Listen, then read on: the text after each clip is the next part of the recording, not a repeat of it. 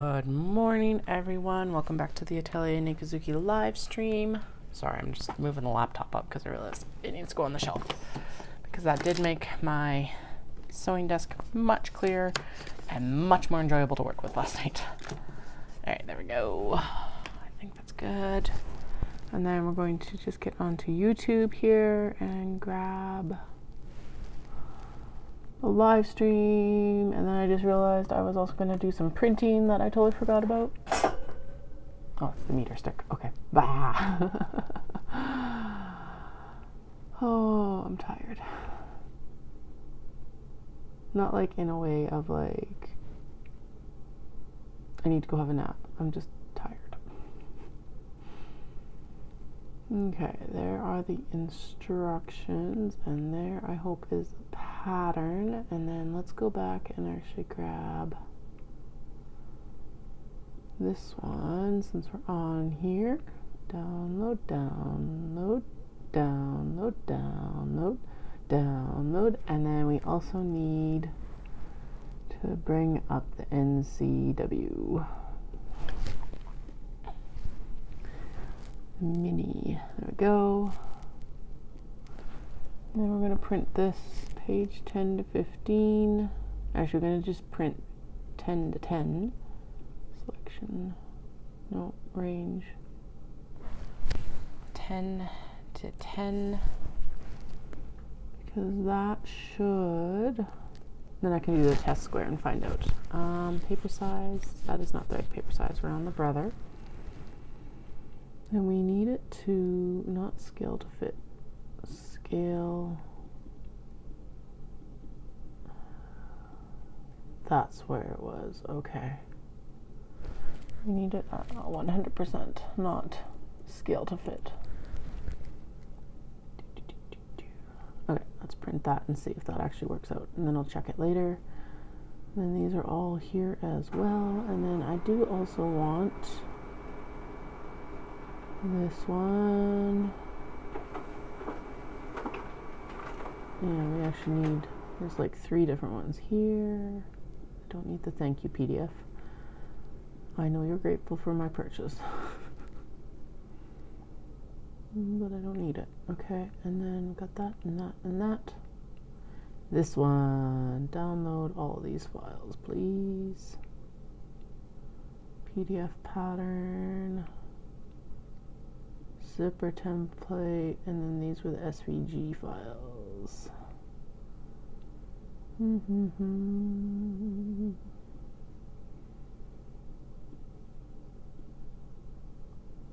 Oh shoot, I just remembered that I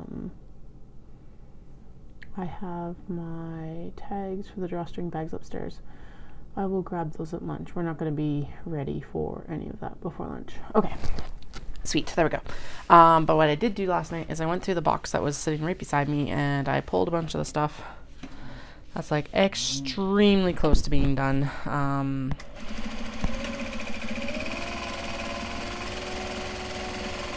Like extremely close. And so we're going to work on some of that today along with the pick your own orders. I just remembered that I also have to grab the lining for that capybara bag. Because I said that I would sew that today. The interfacing is behind me. I know what I got distracted by is I had a pop behind me and I spilt it this morning, and that caused some mild panic. Maybe a bit more than mild panic, but you know, some panic for sure. Yeah. Right, and we got to check the Kato order that I have to see if it was supposed to be on the gray or if they selected a different canvas color. I don't feel like they did, but you know, it's better to check before I sew it than after I've started sewing it, because that just seems like a dumb idea. Okay, actually, I'm going to pilfer some of the fabric that I had set aside for the other bags that are in the bin here. Haha, because I don't need the interfacing though. And then I'm also going to pilfer a piece of interfacing, because that one can be cut later, since I'm sitting here with the capybara, and the capybara need to be finished before anything else. Although I do need to grab a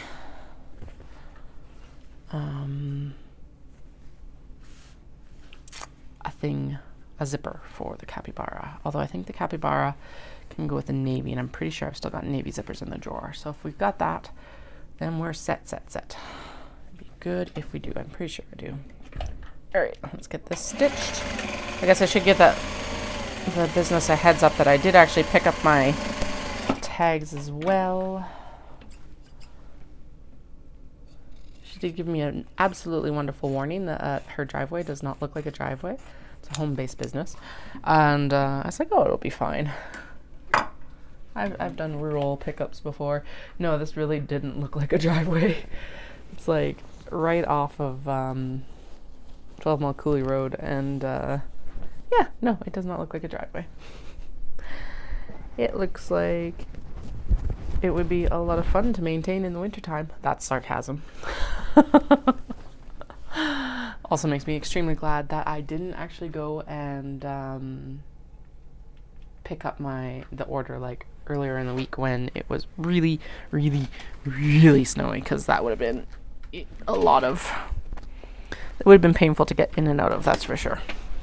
All right, there we go. We've got a navy zipper. I kind of want to just make the other one because it's like right here, but we don't have a handle for it, so we're just going to ignore it for now.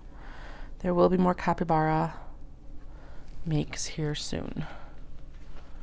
All right, so this is the replacement for the order that has turned into an absolute roller coaster in terms of like stuff didn't get updated correctly on the pick your own order or like stuff, and then she got it and it was the zipper tape, and it was one of the bags that I made before I realized that the zipper tape has a mind of its own. It was like everywhere. So her zipper tape hadn't gotten caught properly, and it's just like, of course it's an order that's already had some like delays and everything to it. But she's been very understanding. I didn't have more of the fabric. I was like, I'm more than happy to remake it if I had the fabric, blah, blah, blah. Of course I didn't have more of the fabric.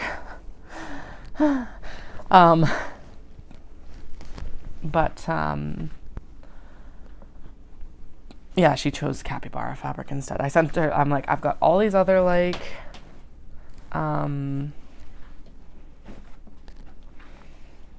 bunny fabrics if you would like a different, like a bunny, and then she's like, can I have capybara? And I'm like, yeah, of course, I've got that in stock.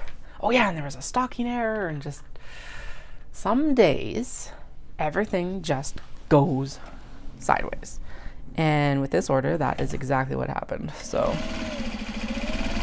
anyway, we're going to make it right, or at least as right as I can. Obviously, this is not the bag she originally selected, which sucks for both of us, but it will be fixed. And that's part of why I'm sneaking it in with the pick your own orders, is because it needs to be done. She's already waited long enough. All right, so what I was looking for was the little square ruler that I typically have around here, and apparently it has gone missing overnight. The cats probably ate it. That is also a joke. They didn't want to have eaten it, but who knows where it went? I don't right now. It's annoying, but true. So we're making a guess at what the seam allowance is that I actually need. Educated guesses, right? But a guess, nonetheless. That is still too much into your fabric. That's okay, because I do also have to. Actually, what I should do is I should sew this last handle here, and then we can turn them all, and I can iron them all off screen and go grab the actual like tags for the drawstring bags too. All right, there we go. Clip. Then I'm going to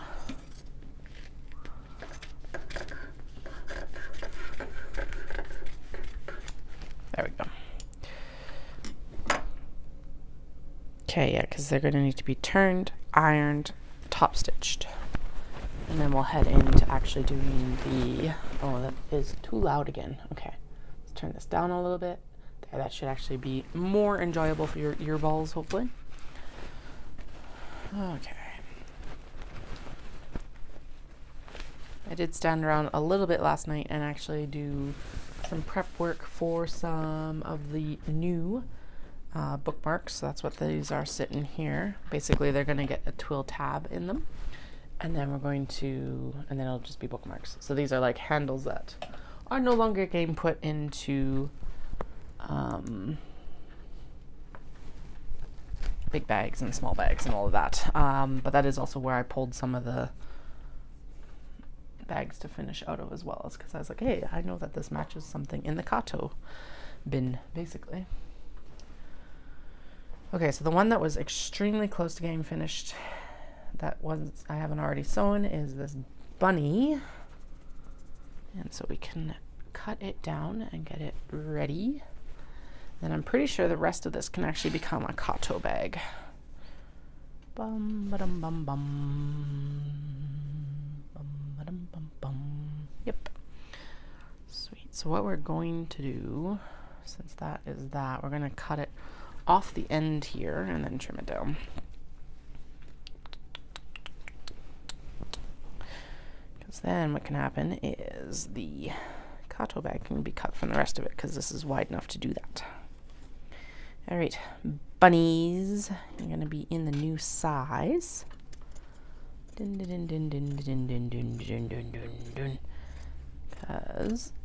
there we go. This bag is like I said, it's nearly finished. Like, all it needs is its boxes cut, and it needed the handle, but I haven't had the handle, so that's why there's been a delay on it. It's like, Katie, just get over yourself and get going. Some days and some people, right? I'm talking about myself. There. Okay, now we're going to throw it on here. Get that interfacing cut, and then this will get put under the iron as well.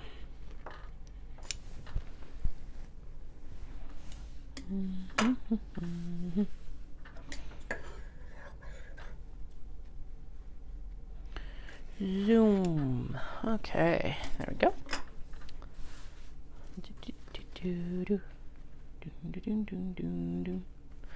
And don't worry, there's still a lot of Kato game made out of some of these fabrics as well, but I may as well finish off the stuff that like is already been earmarked for certain things. In this case, that earmarking being large box bags.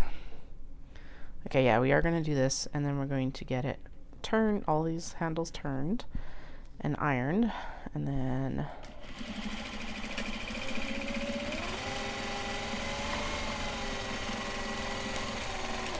I guess we'll also try to get them photographed for the next update, because there's no point in just leaving them sitting around. So that'll be part of the goal this weekend.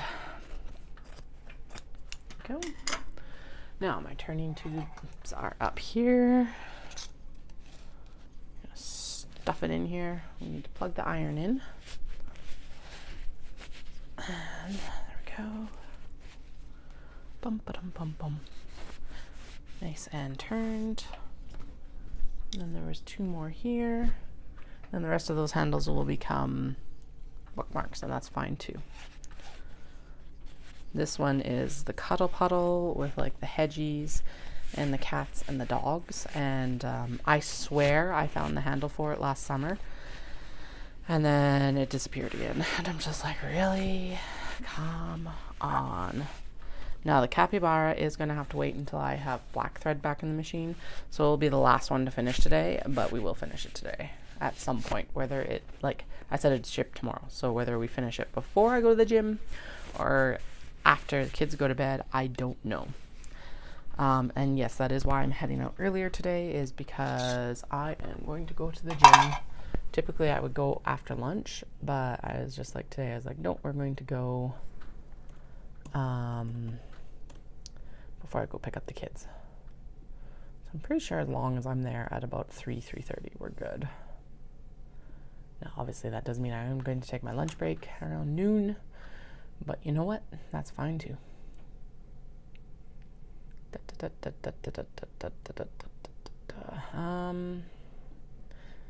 Checking the Kato order. Checking the Kato.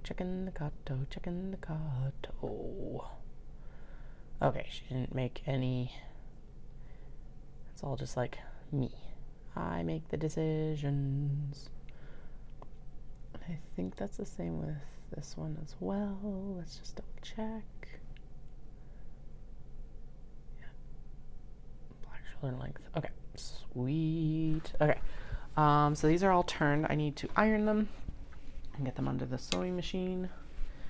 And then we're going to box everything else, and then we'll work on the rest of the like bag stuff. I'm going to go off camera here for a moment, but I'm going to keep hopefully chatting with you as long as my mic wire is long enough. I think it is. It was earlier. Would help if it wasn't like stuck under my laptop, but you know. Yeah, no. Stuff happens. Okay, there we go. Ugh. Okay, now do I have a plug-in for it? No. We're going to unplug the light for a moment and plug the iron in. And thankfully, the mic isn't giving feedback with me being that close to the camera. And we'll bring the mic cord back across, and we're going to pop. Have some status stuff here. Yeah. I guess yeah, that's heating up, so we may as well actually prep the. Oh yeah, this one has. Okay, no, it's already got the pull tabs in. We just need to finish up the actual stitching, which apparently this was one of the bags that we did before I started including the seam allowance in. So we're going to do a little bit of seam ripping to get it settled. Ooh, this is really far back. That is a mess. I think we just trimmed that down. Yeah. We're going to trim this down. Otherwise, like, that's not going to match at all, and it's just going to be a disaster to try. And I just realized I probably cut the ribbon too, but that's okay. That'll still be enough ribbon. Yeah, and that's still not perfect, but it's a lot goddamn better. There we go, and the top isn't bad, so we'll just ignore it for now. Yeah, we're good. Okay, sweet. Let's get this sewn in. Still heating up. Good. Okay. Open. We do still need to do a little bit of seam ripping because it still needs to be worked back a little bit so that we've got the seam allowance available to actually sew the zipper in. Plus the top stitching on this side didn't actually go all the way down. All right. This bag was apparently just doomed from the beginning. Not doomed, but slightly doomed. Just doomed to the whip box for a while, you know, normal stuff. But hey, it's coming out of the whip box now. That's what counts. Okay, let's get this. There we go. Opened up. Dun, dun, dun, dun. I don't need much. I just need a little bit, especially since we did trim it back. So now we're good. All right, do not put your mic cable under the needle, Katie. Do not put your mic cable under the needle. There we go. Oh, that's going to be a much nicer finish. There we go.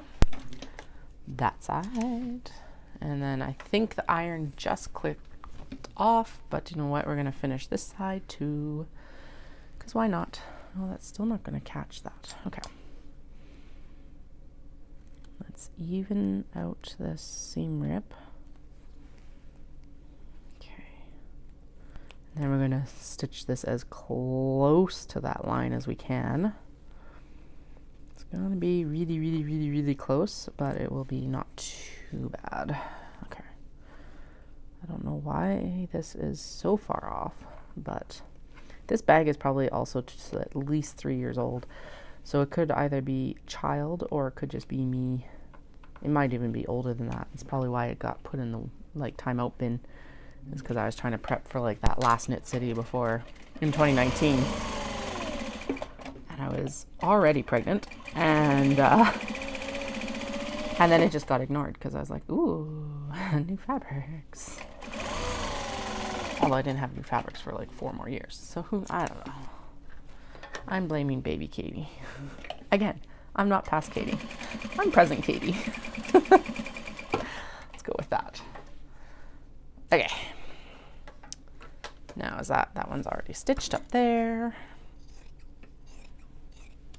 And is it stitched down, I guess, is the question? Like, is it? Ugh, so much leftover zipper. And how much did that end up taking off the bag? Because it looks like quite a bit and not a lot at the same time. Yeah, it ends up being about 2 inches. Excellent. Gross. Okay. So that's probably going to go into a different category just because it's like, it's more just to clean up and get it out of here. I am stepping off camera again because I need to just iron some handles for that one and a couple others that I kind of tracked down last night. I know I'm supposed to be doing pick your own orders, but I'm like, we may as well throw these in while I'm already like boxing edges and doing the same work basically, just on pick your own orders. So why not? Okay, I just realized that this thread stand is like really leading, so I'm going to tighten it down. So you see it wibbly wobbling in the corner of the screen there. There we go. Okay, let's get these under the iron.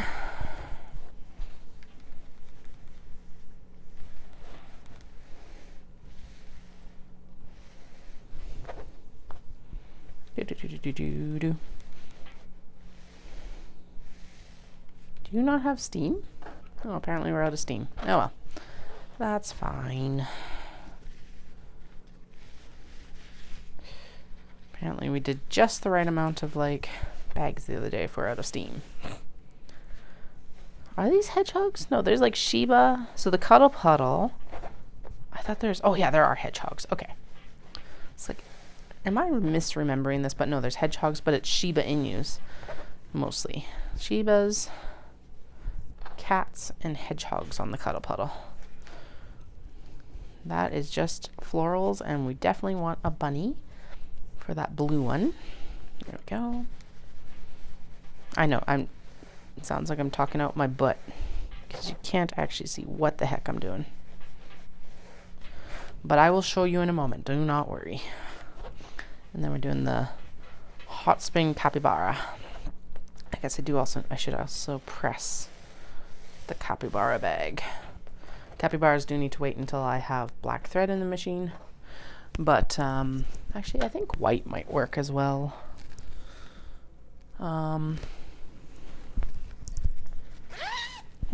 White or black? White or black? I'll decide in a little bit. But like I said earlier, if I don't get it done right now, that's fine. I just got to get it done today because it's got all of these have to ship out tomorrow. All the pick your own orders and this one as well. There we go. And then we'll stitch or iron this side of this one. I'm talking about the capybara bag right now. Just to get the top stitching line established, and then we'll get the middle line established as well. Middle line being that line to make sure that the bag is like squared up to the zipper that is in the bag. And again, we do it that way because then it's squared up to the material that we're working with, not an arbitrary measurement in case stuff is off. Because I am extremely close and fairly consistent, but on those rare cases that I am not, then we don't have to worry about it. Okay, there is that taken care of. So we'll unplug the iron, plug the light back in so that we can see the desk better. And I think what we'll do is we'll experiment with top stitching the handle with white and see if that will work for top stitching the bag or not. Better to do it on something smaller first. All right, put the mic wire back behind the laptop and turn the stitch length up.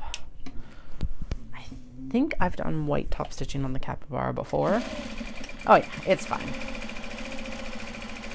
Actually, it looks very good. Okay. Phew.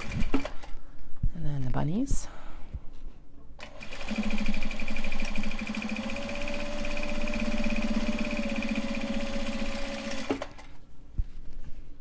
That sounds like the bobbin ran out.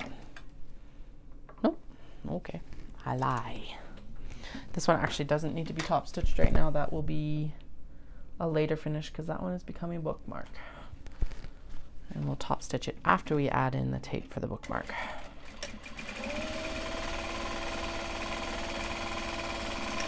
Cuddle puddle. Bunnies again.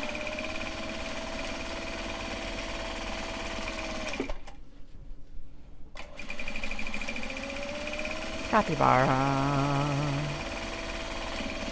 And then we'll flip it around and put cuddle puddle back under because it needs its other side stitched here.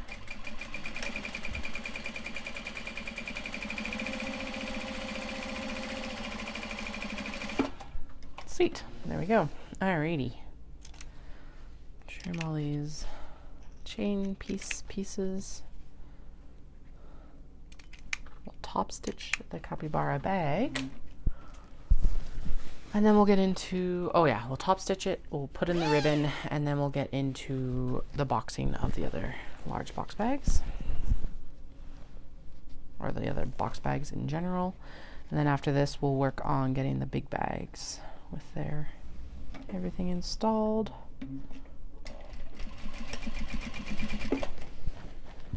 Okay, make sure the fabric is out of the zipper before we go over it. There we go.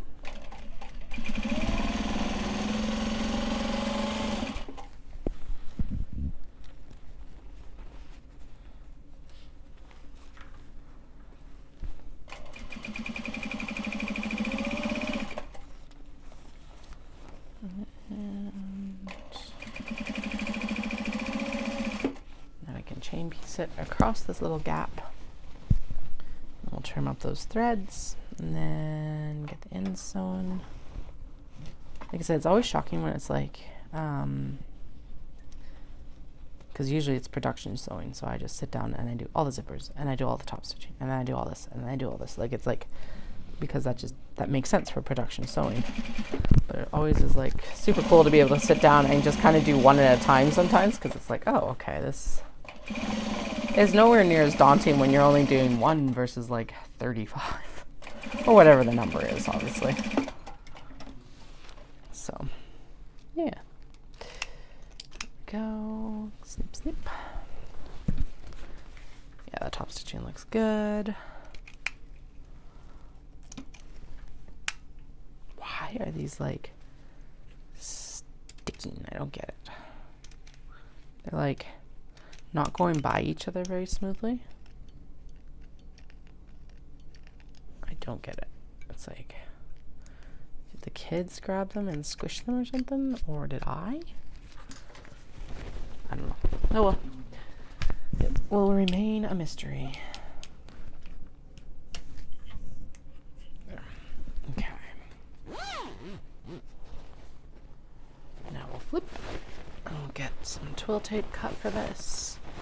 And then we'll move on to the other stuff. And because these are already, I think these already have their twill. Oh, no, the cuddle puddle does not. So it will be in the same situation. All right, that's fine.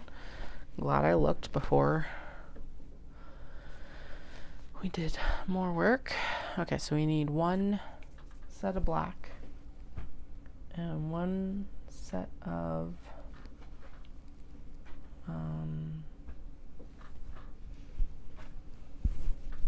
the stuff. Twill. Okay, let's finish turning the capybara before I forget. Oh. It's weird. So this is actually, I had a bunch of like interfacing cut So this is the non-fusible interfacing. I found it in the box again. And it's weird to be back working with the non-fusible. It's like definitely got different mind of its own versus the fusible interfacing, that's for sure. Okay, there we go. There we go. Sweet. Flip it. And that'll be aligned better later, but that's okay. Now I know I was a rebel last night and I didn't do this, but we're gonna pre-prep everything so we can just zip through it. Okay, so there is one piece of twill already done. So we're just gonna pull the pin into the other piece. Okay. And then we'll do the same for the black. This is gonna go into the Cuddle Puddle large box.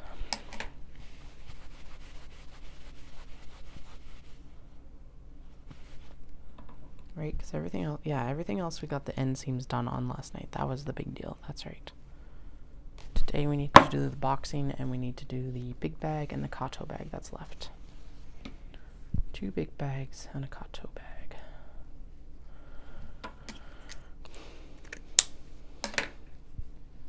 And then while I was in the actual cutting studio looking for the capybara fabric, I did actually pull some of the florals I want to get done for the pop-up with Ancient Arts. So we've got a really full schedule coming up here. We've got a virtual show with Vogue Knitting Live on March 16th, and then which will be a little bit more formal presentation about like what the business is and everything like that. Then in April we have Fibre Shindig on April 6th. We have a Hanami or flower viewing pop-up at Ancient Arts Yarns. Then we also have, oh, what else do we have? Then I have a break. I have a weekend off, which I'm super tempted to do a presentation with Vogue Knitting that weekend too. But I think I'm going to just take it to sew and de-escalate. And then I do also have Peace Fibre Festival on April 28th in Dawson Creek, BC. Currently, that is the only out-of-town show that I have. Although I'm really contemplating looking hard at coming out for Fibres West in Vancouver. I haven't decided yet. Because it's on an Easter weekend, and I'm kind of like, and it's the weekend before like the April Insanity. So I'm thinking it would probably be a smarter idea to not. I gotta talk to Dallas though, but he's busy at work this week, so. It's also like the end of March usually is bad news bears for the roads, and I'm like, oh, I don't think I want to like mess with the roads that weekend. All right.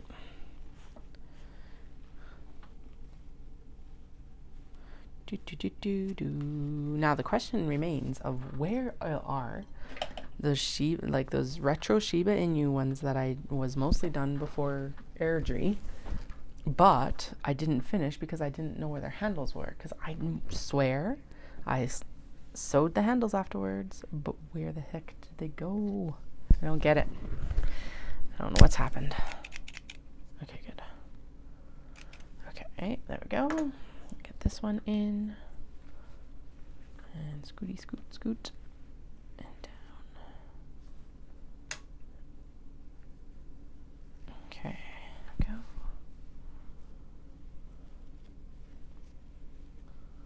trying to think of what I have for lunch too, and I think I've got a quick stuff in your mouth sandwich thing. I just gotta heat it up a little bit.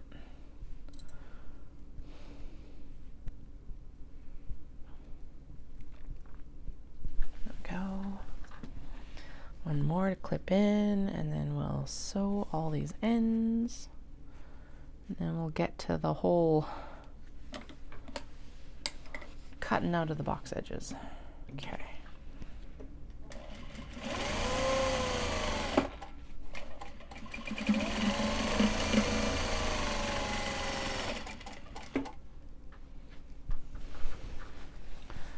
1 and 2. And if you're out in Eastern Canada, Knit City's just announced all of their vendors, I think, for May, along with a bunch of other exciting news like the merch. So that's super cool. That's not an event that I'll be able to attend for at least a few years, just due to kiddo ages and stuff like that. But I think Ancient Arts Yarns will have my bags out there. I need to talk to Caroline about that. I'm supposed to see her this weekend, a week, so we can chat about that a little bit more.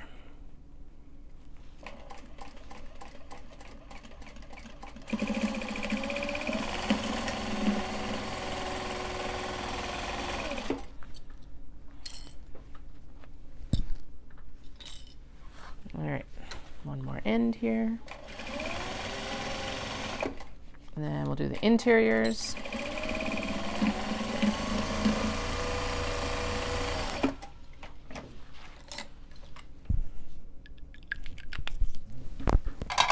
Okay, both seam rippers are now above my head.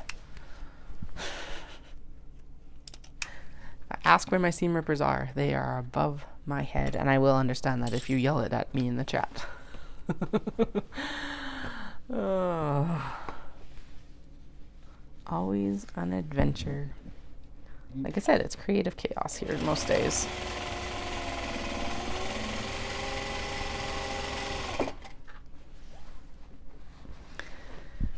And that's fine, until it's not.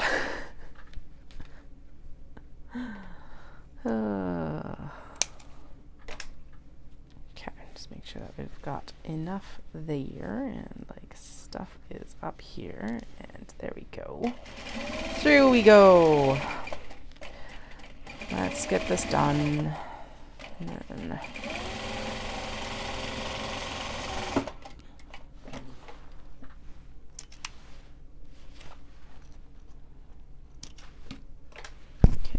other interior side. Is that laughing face about the seam rippers? I figured I better announce it because at least if one person is listening regularly, then they can like, or you can be like, Katie, we know where they are. I'll just have to be tactical about it and tell you every time I move them around the room, I guess. Yeah, I know. It's ridiculous here. By the way, it actually looks like it might get up to the forecast temperature. We were minus 21 this morning, but it was like, I actually was out shoveling the snow off the driveway because of course we got more snow. I know that sounds like a complaint. We need more snow. It's not an actual complaint. The complaint is that I have to clear more snow off the driveway. Although Dallas was the one who did it this week. He like had to clear the driveway and the walk like 4 times. So I can't really complain. Anyway, but when I was out clearing the snow, it was like actually really nice out. It was still minus 20, but the sun was out and the birds were out and there was no wind. So it was actually like a pleasant, now I was bundled up, but it was not an unpleasant experience to be outside. Like it couldn't be at minus 20 sometimes. Like if the wind is blowing, especially from the north or east in Cochrane, you're hooped. Like you are chilled to the bone. I don't care what people say about it's only because you don't have good clothes on or whatever, because holy, please come walk in the like wind chill when it's minus 20 in Cochrane. Okay, I'm just going back over this because it did not catch all the fabric on the one side for this end seam. And I'm glad we caught that before we turned it. It looks like I caught it this time. I hope that's caught. Let's see. Yes, that'll be caught, I think. No, we're gonna seam rip that out and get it. All right, seam ripper's up here. Like looking on my desk because I've been using the seam ripper so much this round. Bum, bum, bum, bum. Okay, the bobbin thread definitely ran out on that stitching. So we'll do that in a minute too, but let's get this stitch out. Bum, bum, bum. Of course, the top stitch line is just the interfacing, and the interfacing is totally going to rip if I like just try to pop the stitches. So we gotta, this is a delicate operation apparently. Okay, and the question is whether it got caught further down. It doesn't really matter if it didn't get caught up top. No, it didn't get caught further down. Okay, I'm glad I'm pulling it apart. Because apparently we need to shimmy the lining piece up so that it is... Yeah, okay. And I just missed it with the second seam line. Alrighty. Fails all around.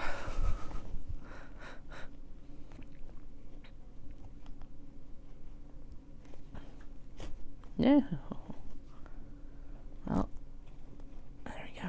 Okay, there, now it's opened up enough. I can like, apparently it got like folded down at some point. And that's why it's like, yeah, that wouldn't have been a good sight to see inside the project bag after everything was done either. So, okay, let's get this shimmied where it needs to go. There, that's better. Now I can just go back over it and stitch it, I think. Yes. So I did finally go get the tags for the drawstring bags, so we can finish those up after I get these pick your owns done. And if they turn out well, then we're going to go through and do a bunch more of that to clear the like cuts that are no longer going to be particularly small wedge bags. That's mostly what the like I don't know why I backstitched that. Oh, right, there's not even bobbin thread in there. Anyway, the words. Oh, the drawstring bags are going to kind of replace the previous wedge bags because they can use up a lot of the wedge bag cuts that were specifically done for the wedge bags and that I'm no longer making into wedge bags. I know I keep discussing that I might bring them back and stuff, but right now I'm more content to do the lined drawstring bags than wedge bags. So that's where we're at. That's what we're going to do. And I'm just going to lean into that. Oh, and of course I knock it over. All right, here is the new monster cone of thread. Now I guess the question is should I just swap the Gutermann over to the bobbin or and put this on there, or what should I do? Oh, new thread day. Both exciting and kind of sad. Why do you have dust on you? You were packaged tidy.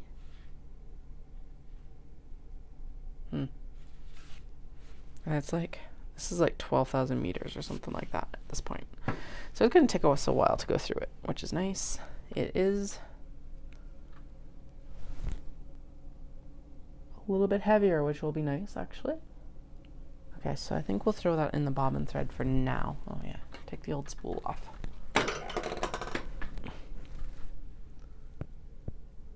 Yeah, I know. Whoa, I like this. Okay, I'm going to show you this. I'm going to turn the camera because look at how well that fits compared to this one especially. Sweet. Okay, let's go back to like actually looking at the sewing desk. Anyway, my big thing is still like I don't mind the snow, especially when I don't have to go out in it. But my big thing is still just ice. And so melting snow is my enemy. I'm also just not a big like winter sports person or anything like that, so it's like meh, whatever, I don't care. Dallas is a skier. He keeps wanting me to ski as well, but I'm like, do you know what? No. I'm 100% for like getting the kids out and getting them lessons and stuff like that. Because I think the younger you do it, the less hesitance there is about it, which is totally what's on me. But the other thing about it is that it's so expensive for adults, and I'm just like, I don't want to spend the money on it for something that like I don't necessarily really enjoy, or that I need to take a lot of time to like, I know this is terrible, but But it'd take me a lot of time to get good at it at this point. I'm just like, I don't feel like putting that effort in either. Sounds terrible, but it's true.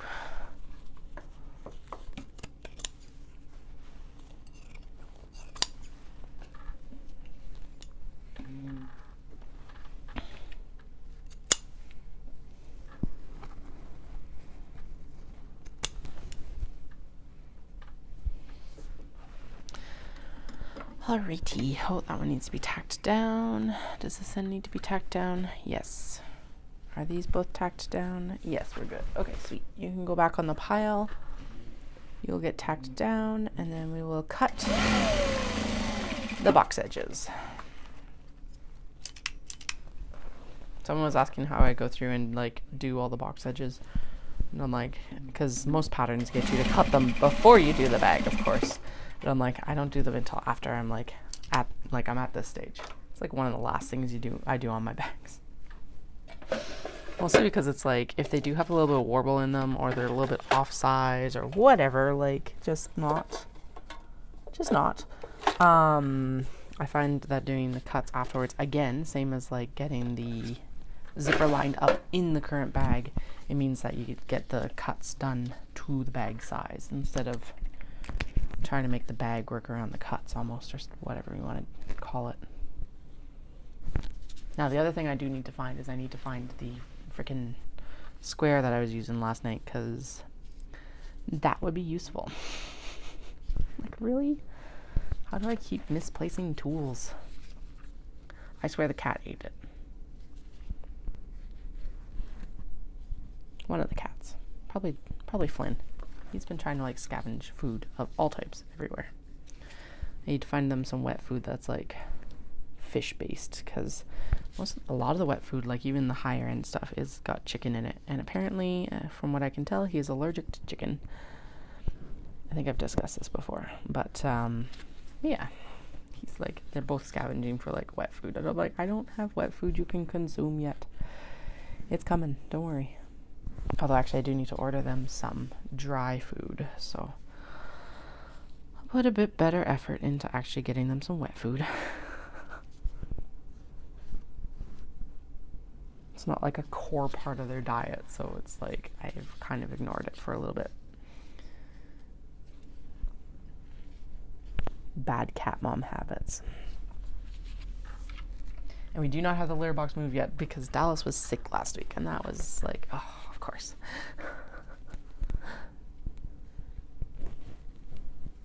Although I think at this point I'm just going to move it, and then he can build the little like stand around it that he wants to do later.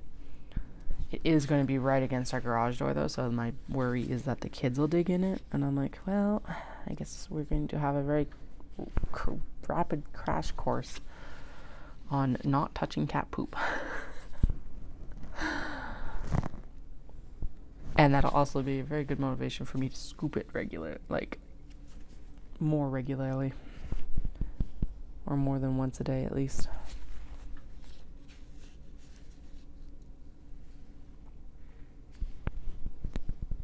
Only problem is that Dahlia is like a protest pooper. So no matter how clean the litter box is, like it could have been bleached or whatever, cleaned out, and like have fresh litter, be a brand new litter tray, whatever, and Dahlia would still poop outside of it. It's just like, and she's always been like that.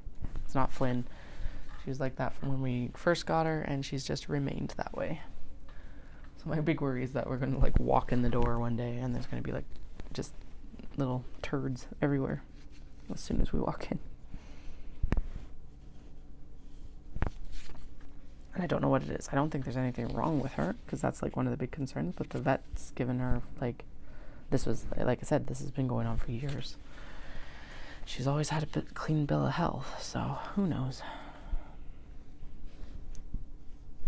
Maybe she was separated from her mom too young or something like that. Like, that's the stuff we don't know. So before she was taught litter etiquette, or was like a singleton kitten, or I have a feeling probably taken from her mom. Sounds about right.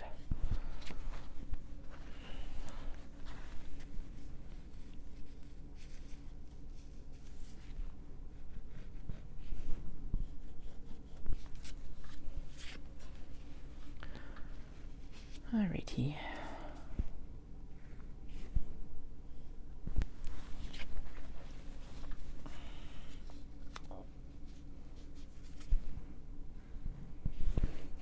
This bag is like all sorts of like disaster. I can see that the interior is actually crooked. Yeah, you can see it swing in. So this one will be going on discount because it's also like 2 inches shorter because we had to trim that off. And that is totally the sound effect that kind of thing would make. All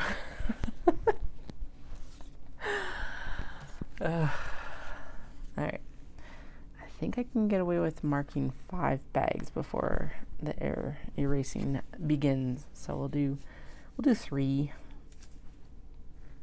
and then we'll cut, and then we'll do the other ones.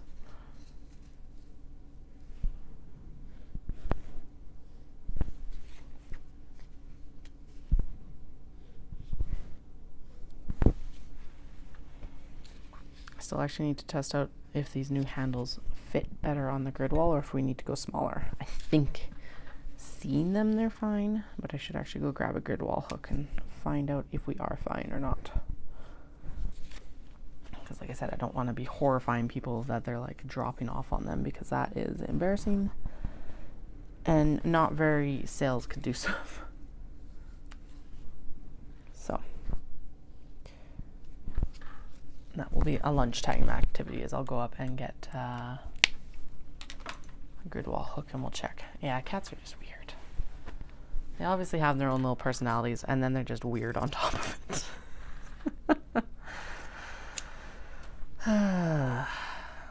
Because here's the thing, I think even if I were to get like one of those self-cleaning litter trays, which are a pain in the butt by themselves, I do not like them. We've had them in the past. They break down constantly. And I'm talking about like the rake one. And honestly, I don't think it would work with Flynn because he's such a big cat. Everything is larger as well. So like the peas are huge because he's a big cat. But I think if we were to get one of those and keep it just constantly clean like that, she would just get freaked out because it would make a noise. And so it's just like, it's a lose-lose situation. Because I have considered getting one of those because I'm like, okay, where can I kind of like take a burden off of me for like cat care or like household care or whatever. But they're a pain in the butt.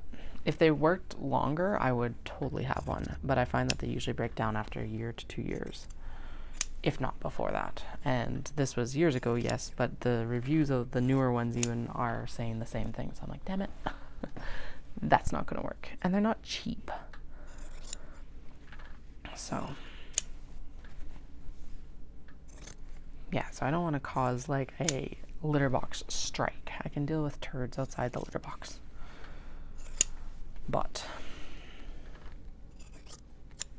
it is why I'm like, we're on the path to potty training right now, because I'm like, I am done cleaning up other critters' poop.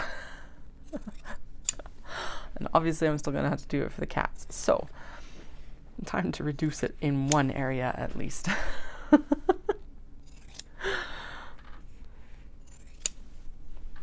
We're getting there. It'll happen. But I would be excited if it happened a little bit faster.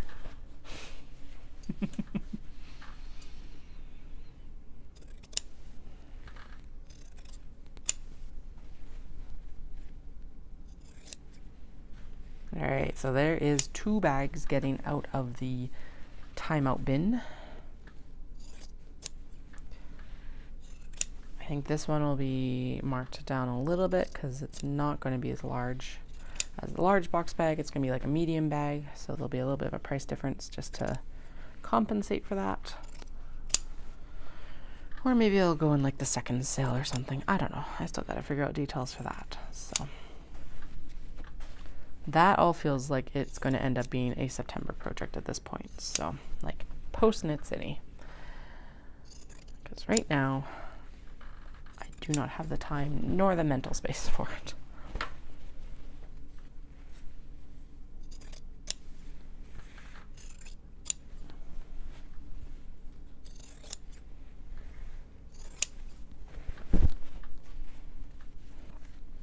it is nice and sunny today, though, so I might actually end the stream early, simply so I can actually go get the photos done for... Well, I guess I don't need to fully end the stream. We can chat on the laptop, because I use my phone for all the photos so that they just transfer on the iCloud. But yeah, it's like nice enough and bright enough that I should do my tote bag photos and the wallets and purses, actually. The purses being the biggest one because they need to go on a mannequin to be photographed. I feel like photographing them in the light box alone is not going to be very effective. Realistically, they should be photographed on a model, but you know what? We're going to work with what we have right now, and we do not have the budget for a model. Maybe in the fall. That would be nice. Maybe my niece over the summer, actually.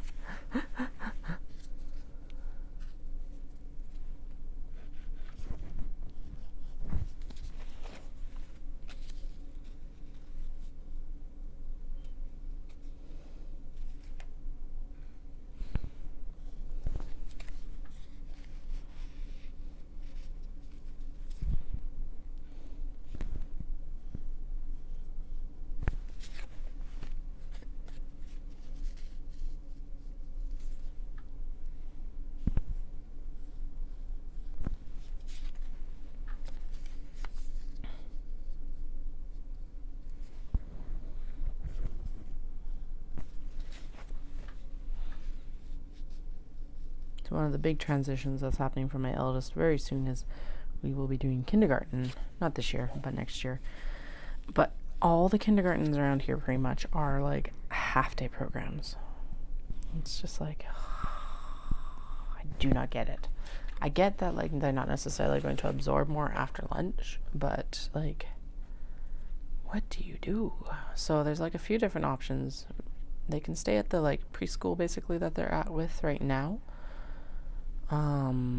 Or we can transition them into like a public or other kindergarten, and then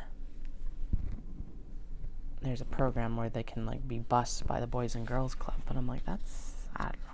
I think we're just going to stick with the, like, part of this is that we have to be actually accepted to the kindergarten. And I'm like, okay.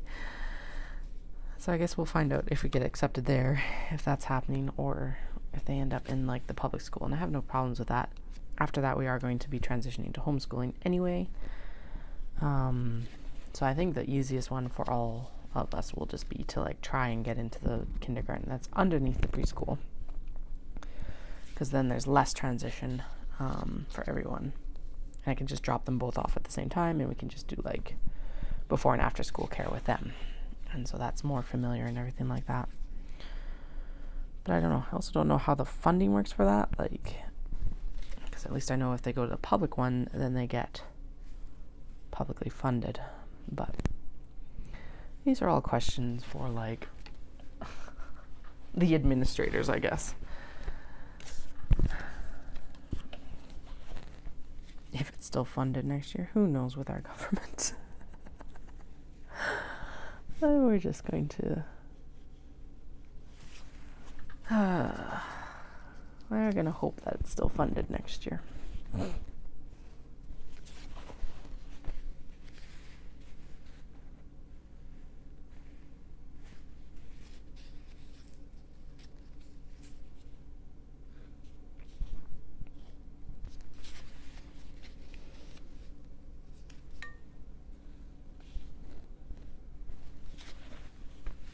Yeah, no, and seriously,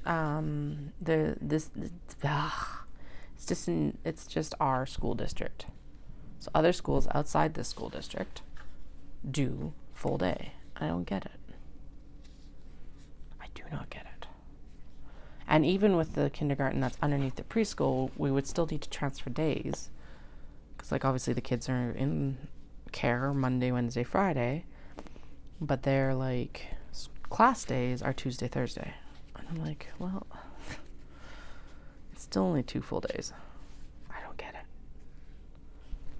So we'll probably end up doing some sort of like amalgamation, because basically I talked to the teacher that's in the preschool right today, because I was like, okay, you're the one that like is going to know the best kind of like how things are set up and how they go, because they've mentioned in the past that they'll do before and after school care, and that's awesome.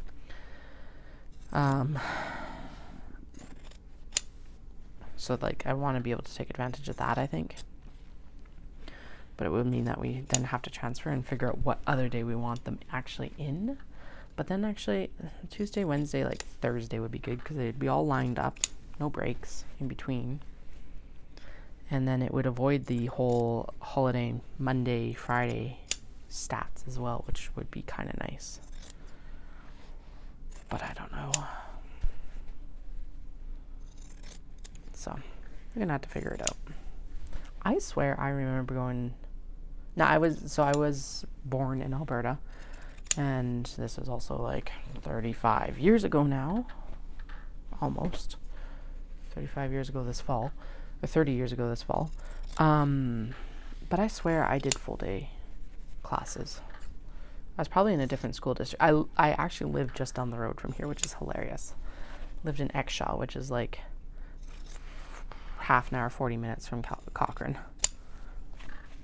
But I do kind of want to keep the eldest there, because then at least the youngest, like it's still just that super easy, like smooth drop off in the morning, rather than having to wrangle 6 different directions. Dallas was like, well, you could just like do a half day. And I'm like, yes, but that leaves me no work time, because you drop them off. You have like, the teacher was saying that their class time is like 2.25 hours. So what it takes me 10 minutes to drive back and forth. So, and like, then you need to also add in like the off chance that there's delays still, even with the new construction that's like not delayed. So there's half an hour. And then there's just the mental transition time. And if that's the only time they get to work out, that basically takes up that whole class time. Like, yeah.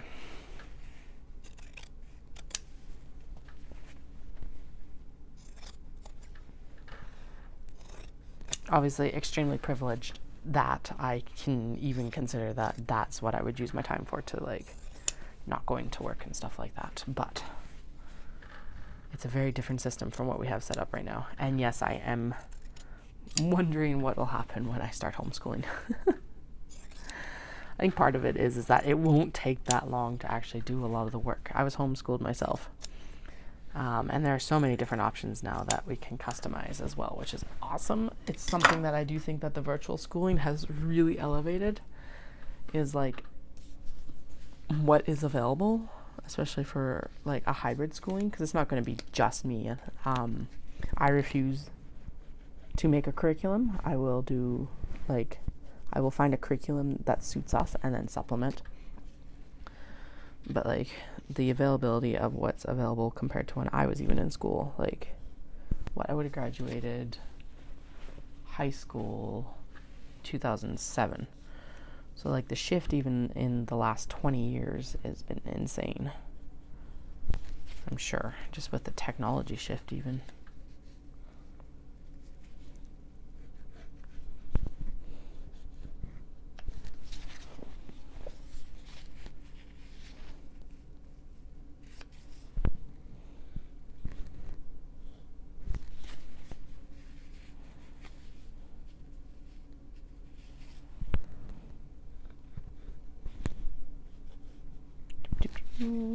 Alright, I think we've got 1, 2, 3, 4, 5 more bags. 5 more box bags, and then we'll finish the box bags, and then we'll do the big bags. And the Kato. Kato needs all the things done still. I've ordered more cord, leather cord for the Kato, because I ran out of black when I was like setting up for the Ancient Arts pop-up in February, the like anniversary pop-up. He was like, I have 14 bags, but I do not have 14 bags worth of black leather. So it is on its way, or at least it's ordered, which is good.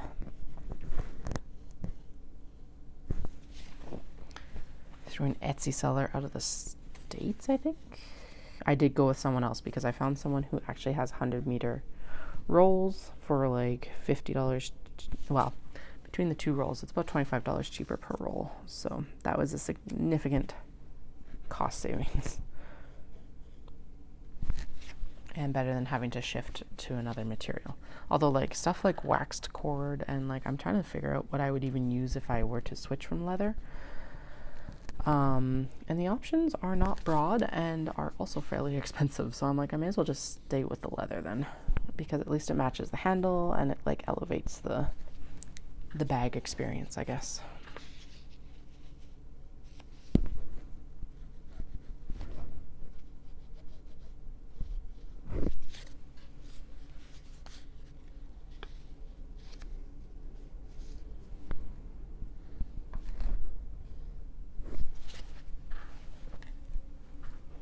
Three more, ha ha ha.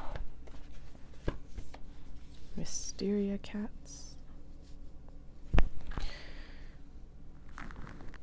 We were also having, so our eldest does have like a speech delay, which isn't a surprise. We kind of knew that going in. We had worked with a speech therapist actually before school because just their vocab was not what it should have been for their age. Like super smart, all of that, just did not have the ability to verbalize it. But we just had our IPP for them, and they were saying that like their fine motor skills have really improved, their gross motor skills have really improved, like everything that they've been working on. But they mentioned the pencil grasp, which they're like, they've improved so much and you must be working so hard with them at home. And I'm like sitting there like, I have just basically handed them crayons, and like I have occasionally been like, hey, hold it this way. But that is just their own sheer determination. So when it finally came around to us, they're like, do you have any questions? I'm like, no, but I do need to mention that that is not us. We have not been practicing that. And I cannot take credit for something that has been obviously their own effort.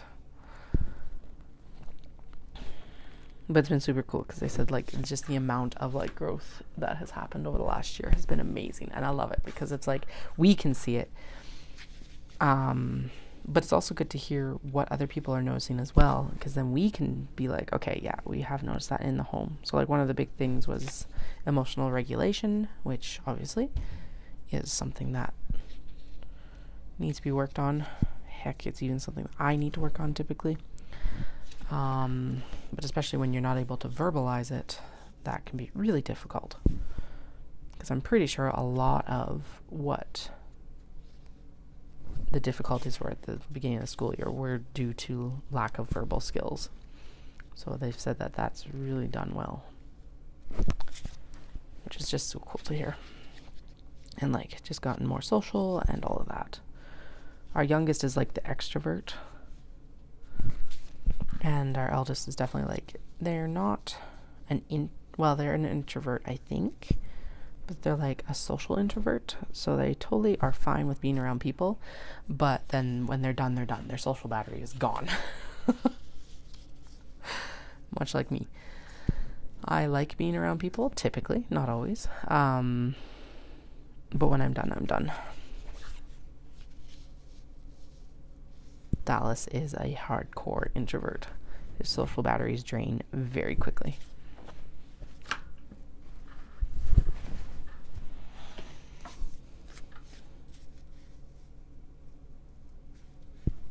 So it's always the joke with the second that the hardest part for him will be raising an extrovert.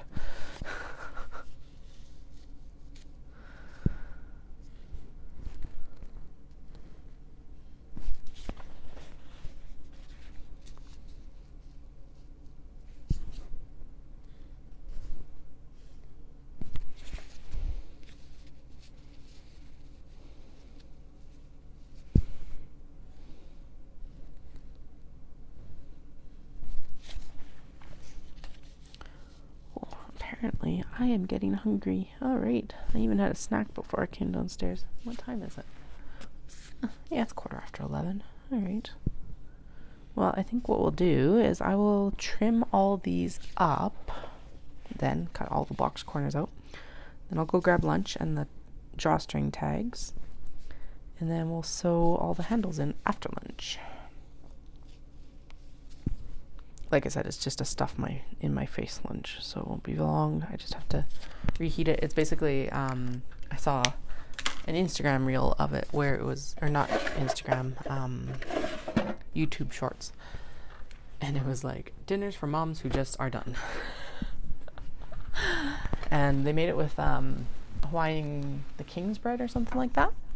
But we ended up with brioche buns from Costco yesterday, which are delicious by themselves. But then it was like, put your sauce of choice on it and put your meat of choice and your cheese of choice. And then like they did a garlic butter on top and popped it in the oven until the cheese is melted. So we did brioche buns because I was like, well, that's what we can get. Which means I also did not do the garlic butter because the brioche is so buttery. Ham and Swiss and Miracle Whip and mustard, grainy, like Dijon grainy mustard, and it's delicious. I like it. Oh yeah, and some like homemade Italian seasoning, which is something like, I think it's oregano, thyme, garlic, chili peppers, yeah, like the chili flakes, and something else, but it turned out really good for me. The kids were like meh. They liked the bread, which, okay, that's fine. But I enjoyed it, so now I've got leftovers, which is awesome. Oh shoot, I was supposed to start a slow cooker meal. I guess that's a tomorrow thing now. That's okay. We'll do something else tonight. Maybe fish and chips, sort of something else.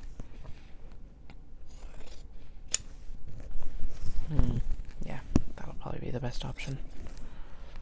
Just realized that is the difficult part about going to the gym later, is that I can't cook before they come home. Not like I do regularly when I'm working anyway, but there's a slim chance I might throw something in the air fryer. Oh well. There we go. 3 more.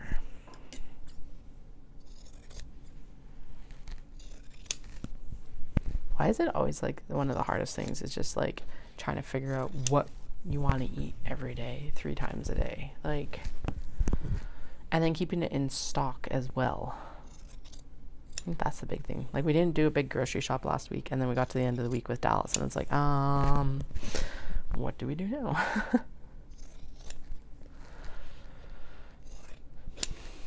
I don't know.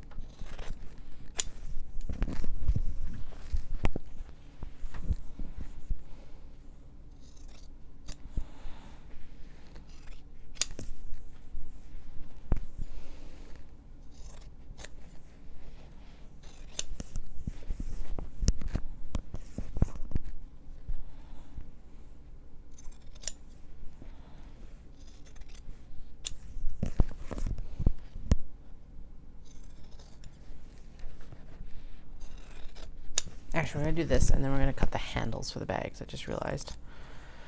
And then when I get up, I will cut the zipper for the big bag that we've got to do, and then I'll go upstairs and get lunch. There we go. Because I'll just even my day out a little bit better, and it'll prepare me to go into the next step. Rather than just being like, oh, let's do this after lunch. No.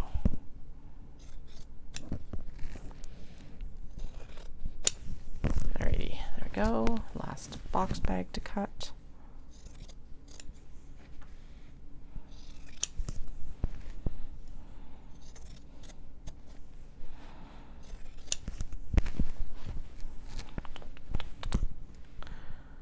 Zoom.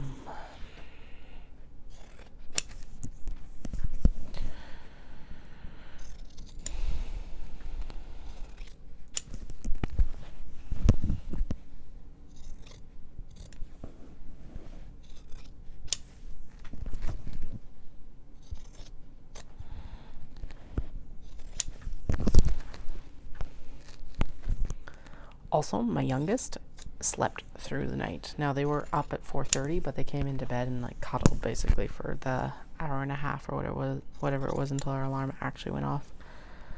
So that was pretty awesome because I was really worried that they'd be up and like up for the day at like 3:30, 4:30.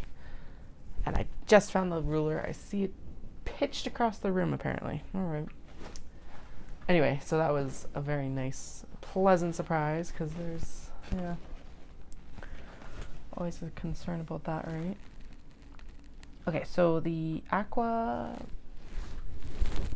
wisteria cat is going to get a vanilla zipper. And then they're both going to get, and then the black cat on dark teal is going to get a black zipper, and they're both going to get black wedding. So we'll cut the black wedding now. Pop. And I just realized I need to make sure that I do actually have lining for both of them, because I think I thought I had both pieces, and then it turned out I didn't or something like that. So we'll find out in like 2 moments here. Okay, so I've got the beige for the black cat on dark teal. That's all drawstring bags. That doesn't count. No, I do not have lining for the wisteria cat, so I'm gonna have to track that down. I will probably do that off camera.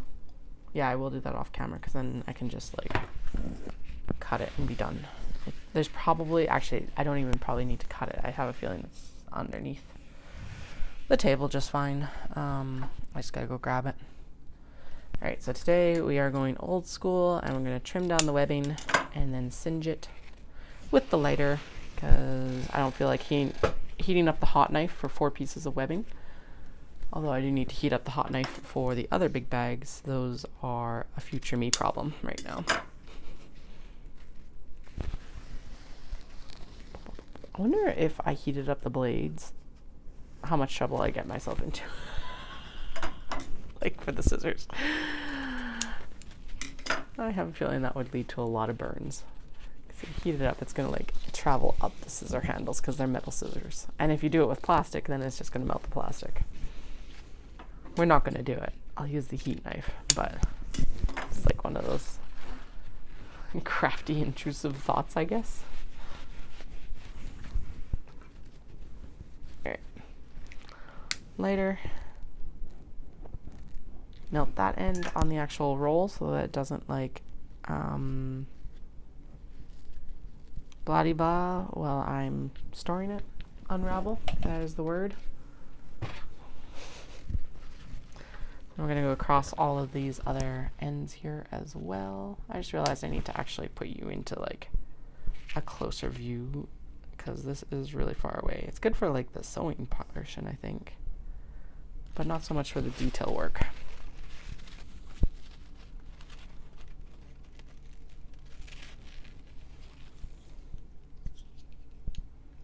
Part of why I also like the hot knife is that like holding the trigger down for the lighter, this big lighter, hurts my hand so much. Okay, here we go. Now I'm going to go scrounge up a lining for the wisteria cats. I'm going to go grab lunch and some caffeine, and I will be back down probably right at noon to continue sewing the box bags that are here. We'll get the handles in and we'll finish up all the edges, turn them, and finish them. So we're really close to having this portion done. And then we'll move on to getting the big bag and the kato bag done. So I'll be back in like, I don't know, half an hour. See you soon. And I'm just putting myself on BRB, so that's why I'm giving you a heads up when I'll be back.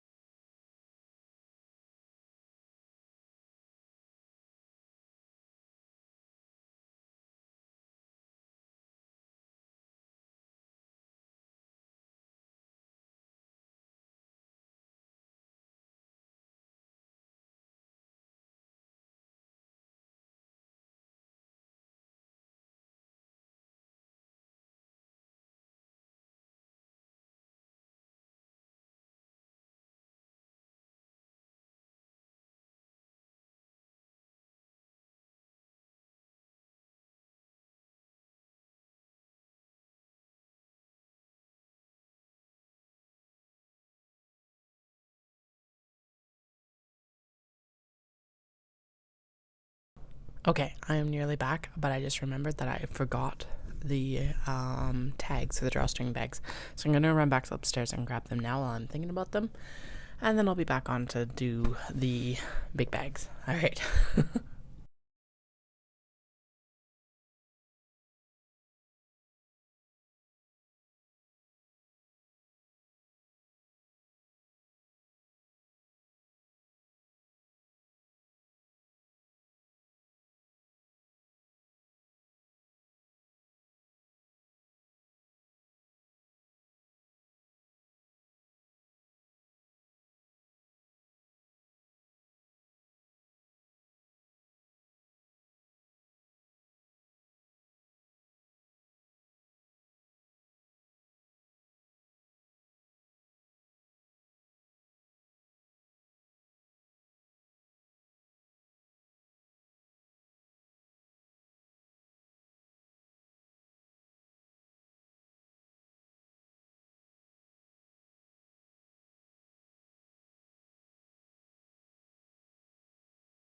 All right, I am back.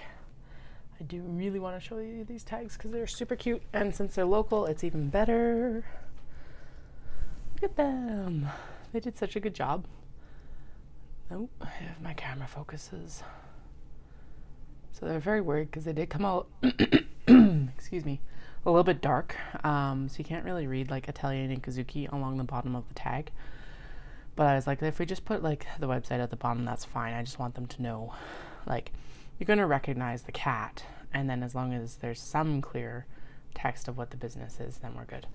I did get them to put in this little bit of like a seam allowance, which it's like now all I have to decide is if I'm actually going to fold it up before I put it in the bag. What am I doing? Let's just grab one.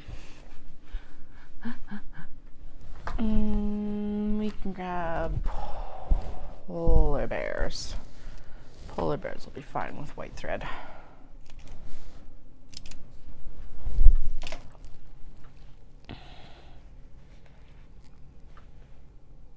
Yeah, because now what we have to do, yeah, okay. It's all good because now it's just a turnout and then the rest of the finishing is on the front or on the like good side basically.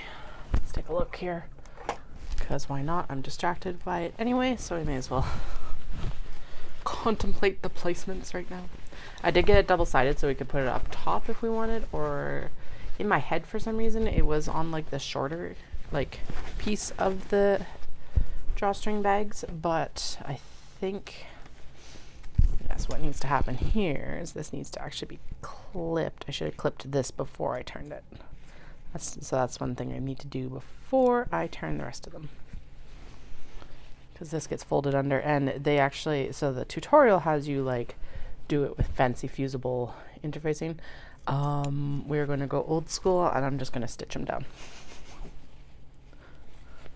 That's fine. Whatever. It's just gotta, it's just the finishing touch so that it is the finishing touch so that they don't unravel when you're using your drawstring.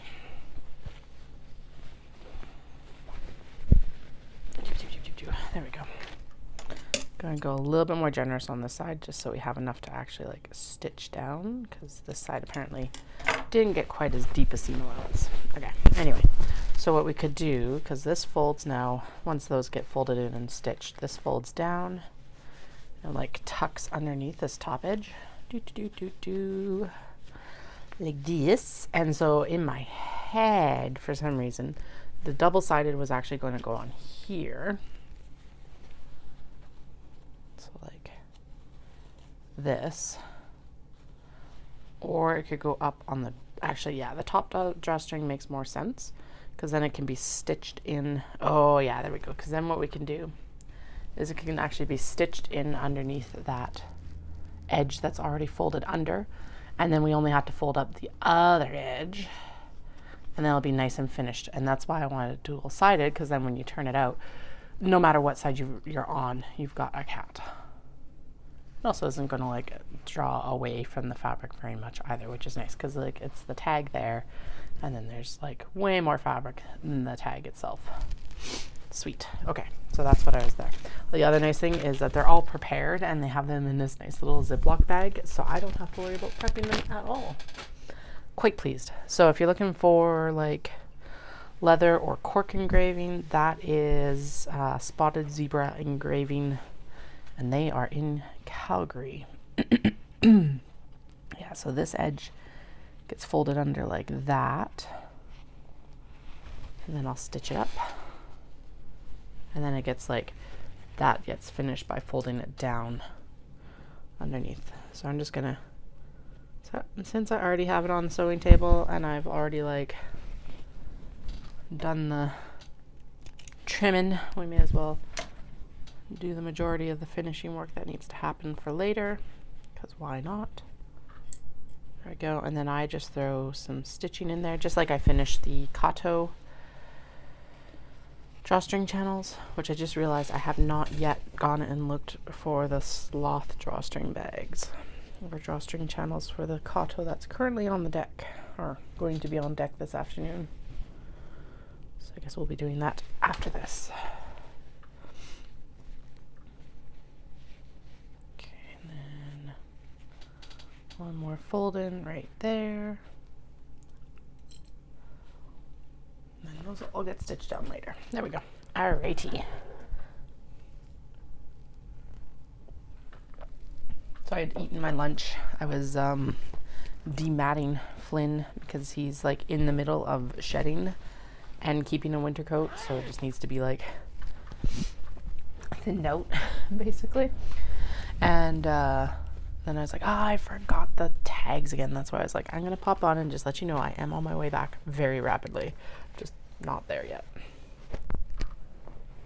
Okay, that is cotton linen blend. Where did the wave cap bag go?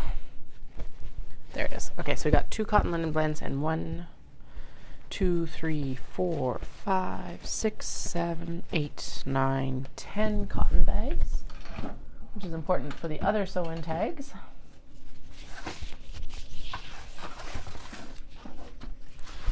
Two cotton linen, 10 cotton.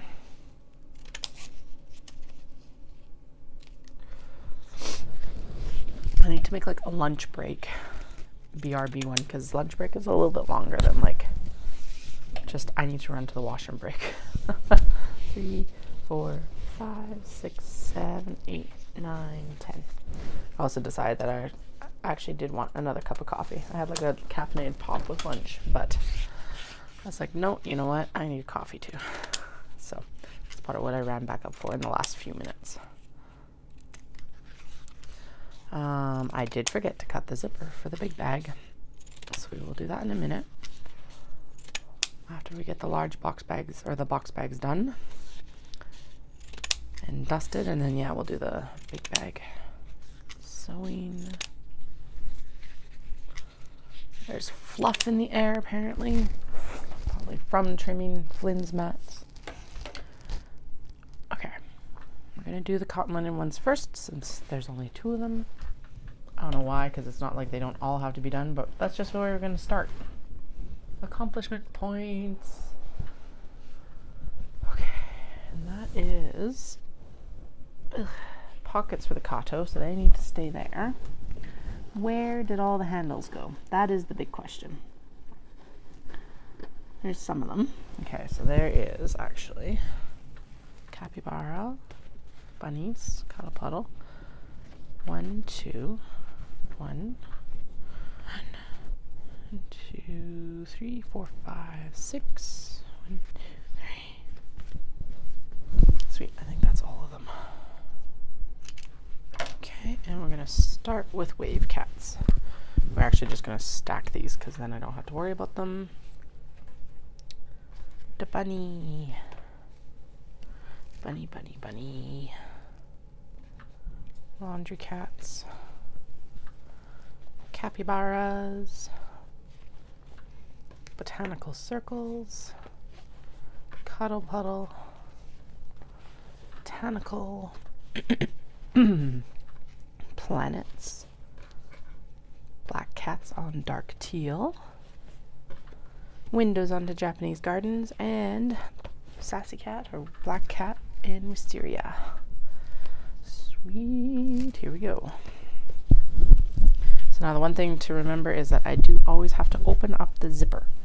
Open the zipper, Katie. You can still turn it without opening the zipper, but is it ever a pain in the ass for like getting it birthed? Basically, you have to like turn it into the lining kind of, and then like, yeah, no, it's a mess. Just better to open the zipper now and make my life later easier. Okay, we need a little bit of back stitching. I always back stitch over the oh good, it broke. Over the seam allowance from the previous step, just to like solidify it there. Alright, let's get this done here. This. There we go. And we'll sew the tag in on this side so I don't forget it. And it is gloriously sunny today. I love it. You probably can actually see it in the quality of like the light actually coming in. Now granted, I've got all my lights on. Actually no, I don't have the big overhead lights or the like room lights on, because they are not very good sewing lights and they don't do much in this weather or this brightness anyway. I have like my big sewing overhead on. Although I do need to hang the second one above here, because at night it gets a little bit dark in this corner. I am still debating actually, because it's like, so I moved everything out here, and yes, I am still like, well, okay, so what I was thinking about is the fact that I did originally want to have the sewing machine against the window. Although I think I decided against that because of the cat problem of like they'll walk on the sewing desk and then pull the thread over the hand wheel. Now I might be conscious enough of that that I will actually check it from now on, but I don't want to have another slip up where I get a bunch of like thread around the hand wheel and then get oil leakage and have to take it all apart, because that was annoying and like totally unsynced my needle synchronizer and stuff, and I have not taken the time to like resync it yet. So right, that's why I decided not to put it in the window, so never mind. I was gonna say that, I was like, I'm gonna put it back in the window, because then I'll be like against the window, blah blah blah, it'll be nice. But no, we're not doing that. We're not doing that to me again. I'm not doing that to me again. Always assume when I say we, I am speaking in like royal we, not that there's actually multiples of us or me. It's just me and the cats and the kids, but they are not on the live stream because they're too young for that. All right.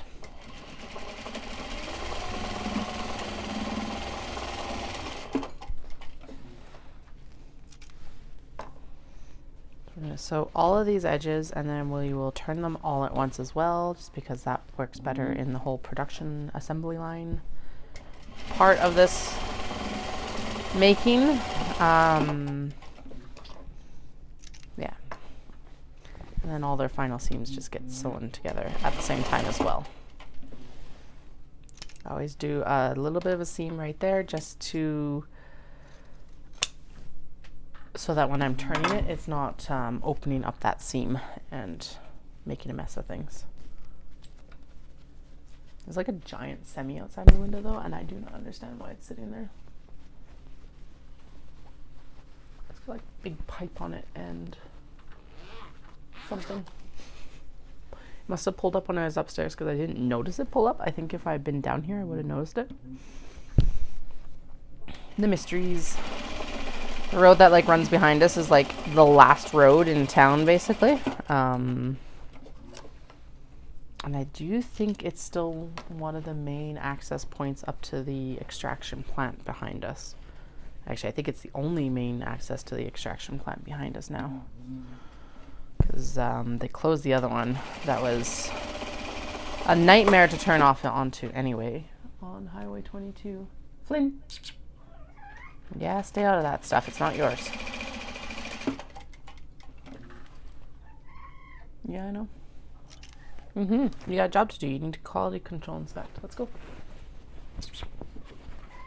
Hi. Do you want to say hi? He's like, I am not going to jump on the desk even though you want me to this time. Here, come say hi.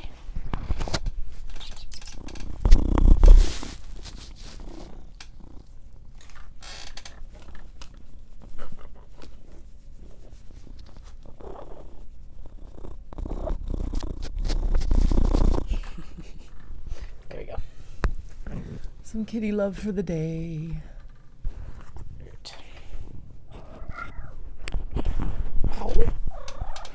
Quite a statement. He's like, I need the tuna though, or else there will be no more kitty love for the day. Salmon. He's actually a salmon cat. That's what he prefers. Expensive tastes, like me.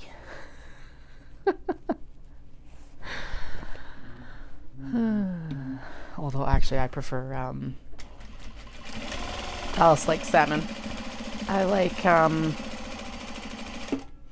if you're talking like sashimi and stuff like that, or like the nigiri with just the fish, I prefer the toro or red tuna. Red tuna is actually my absolute favorite. Toro is like tuna belly, so it's a little bit fattier than the rest of the fish, but red tuna is my absolute favorite.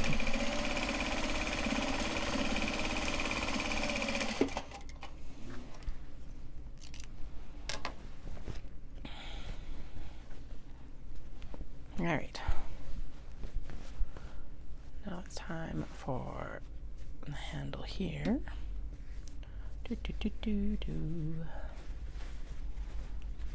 And we got that whole rest of that bucket to finish up as well. Probably going to put the big bags at the bottom, and we're going to focus first on the notions pouches and the planner pouches, because I think it's probably time to restock Market Mall. I need to email them and be like, hey, how are my stock levels looking right now?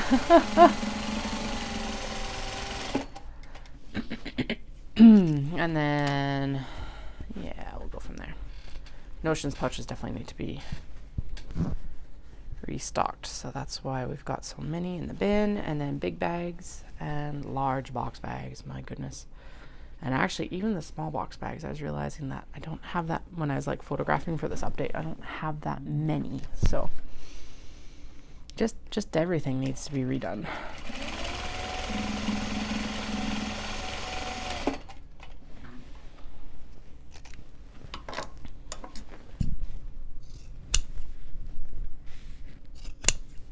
Okay.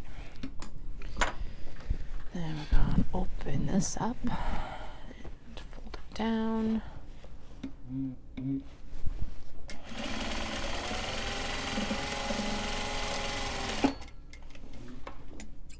I don't know where I grabbed the shears instead of the thread snips for that, but here we are. Okay.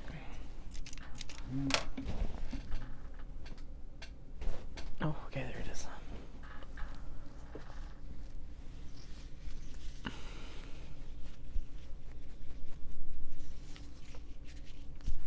Nice little stack of tags.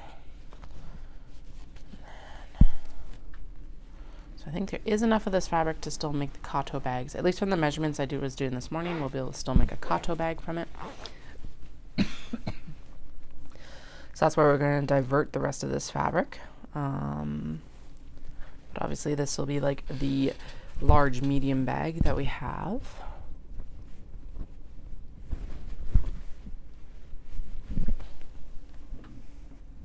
And then, yeah.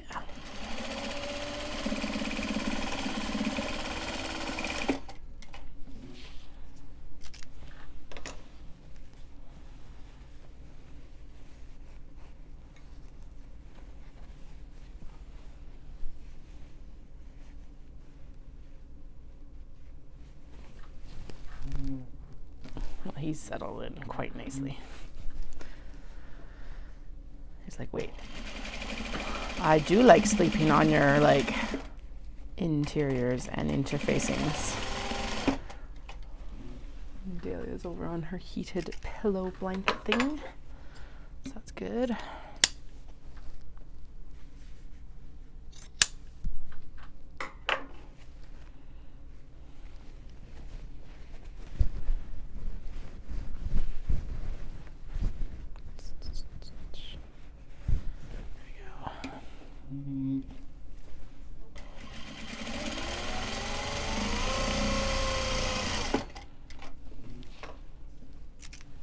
Done. And around. And clip. Now we do the bottom, and then we'll add the the care instructions on this side.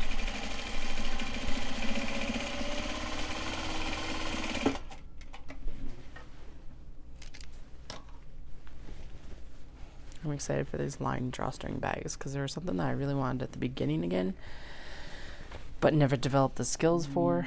And then I saw a really easy tutorial for them, and I'm like, yes, that is something we need.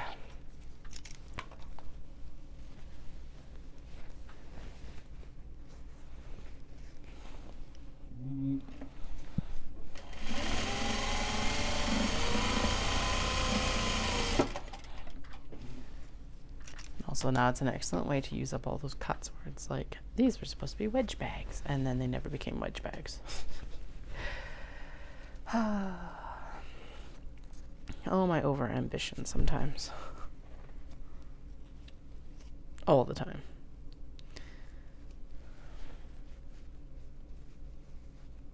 Never know exactly if it gets me in trouble or if it's like a glorious thing.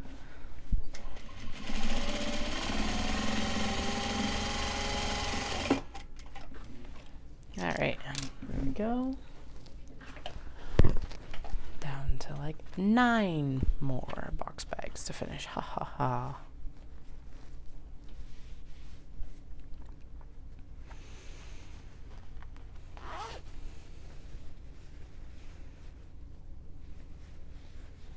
This one's going to Singapore, which is super cool. I love it.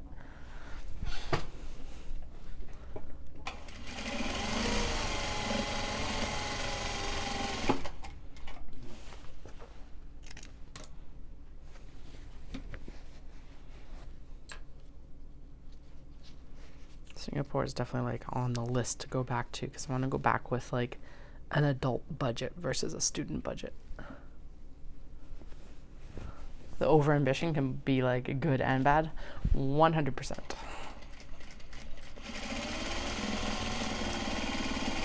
I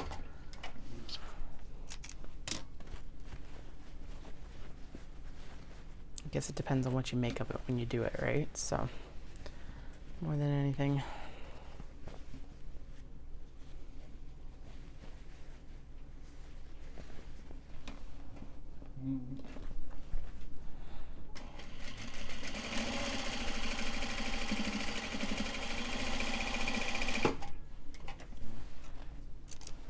Go.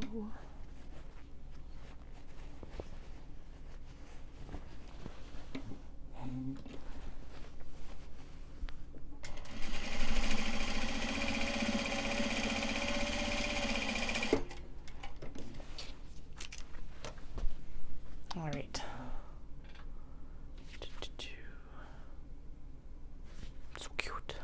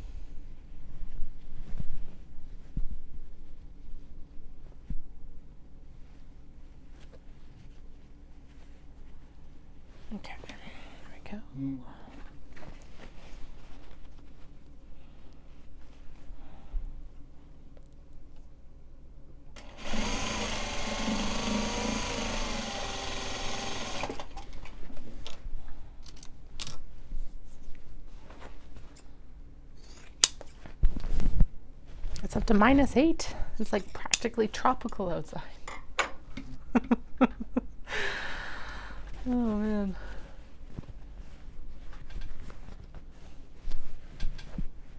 I think it's actually supposed to be warmer the rest of the week, which is going to be, it is going to be nice. So I think that'll be part of our cabin fever buster tomorrow as well. Go outside and play in the backyard and like glory in some sunshine, hopefully. I think it's supposed to, I say that and then I'm like, what is it actually supposed to be like tomorrow?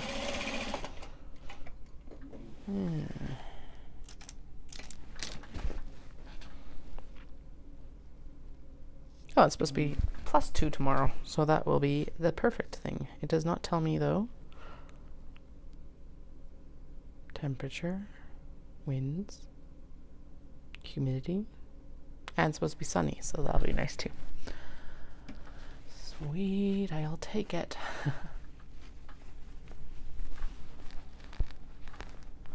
Maybe I'll clear off the deck and I'll take the mannequin outside and take photos of the mannequin against the snow.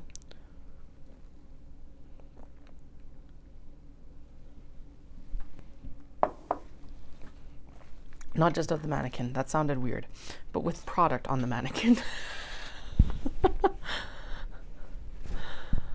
Oh. Let's just take the mannequin out and take photos of the mannequin. No, no, no. Take the mannequin out and put product on the mannequin, and then take some photos. And then clear off all the snow on the feet so that it doesn't destroy the feet on the mannequin. Or maybe I'll set like, could set like a white lid or something underneath it.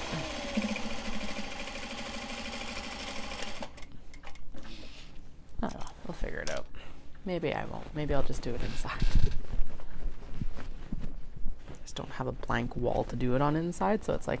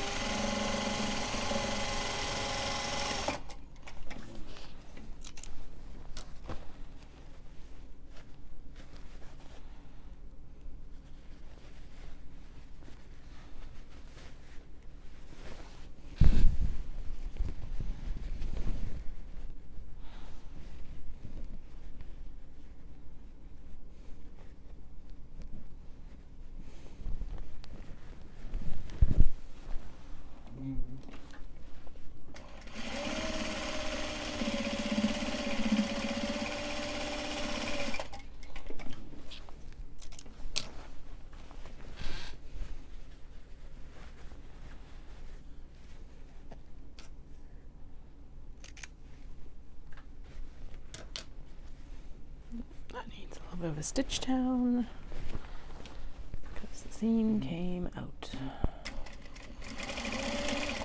There we go. Did I sew a tag in the bottom? Yes, okay, good.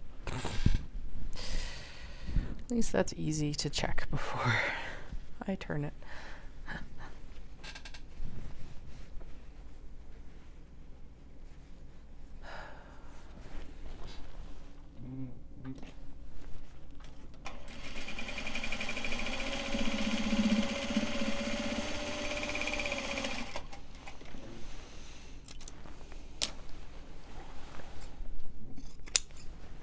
This week's long run for training is 7.5 miles.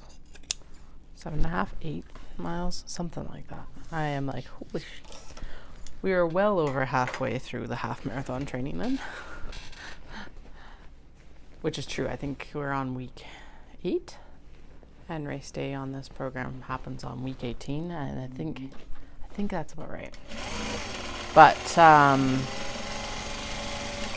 The place that I go to for like spin and yoga usually does a challenge in May, and since May is basically just taper anyway, I'm just going to focus in on doing the challenge. And Dallas is taking time off work, so I can just go to the study and then the studio for like the classes whenever I want, because they do like an unlimited pass. And that's more or less what I did actually before my best 10K time in 2019. So that's what I'm going to lean into for this. Take a little bit less impact on the legs and stuff. Still go to the gym, but focus in on different cardios and stuff like that, so that I'm refreshed for race day. Refreshed for race day. That'll be good.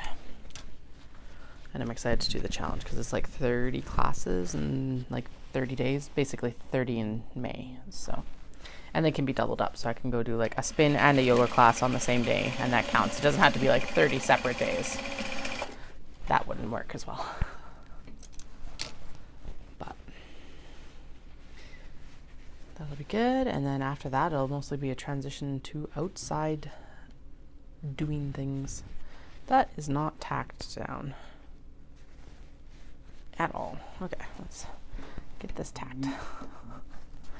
But by that point, like end of May, beginning of June, we should be able to do like bike rides and some hiking in the like foothills, and I want to get us outside, as long as we don't get invaded with, well, as long as there's not like massive forest fires this year. I guess that's the key to that one.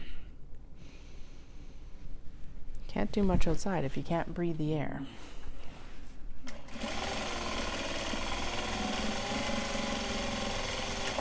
And actually, that's even a good point for like the half and the full in Calgary. Is hopefully it's nice, clear weather for that too. Now that I say that.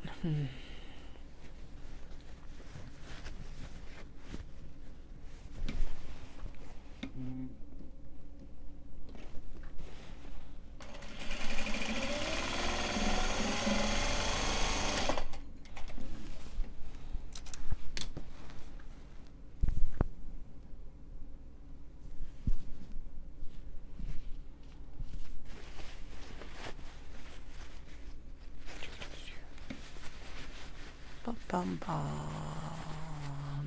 There we go.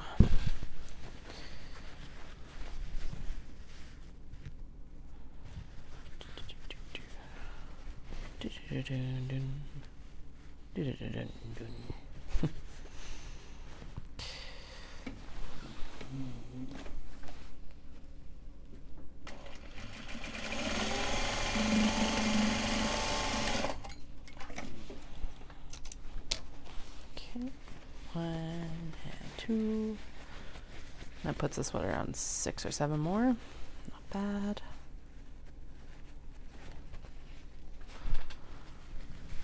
So we'll definitely get all of these done on stream right now, and then I think we'll probably get the big bag and the Kato mostly finished, and we'll reassess from there.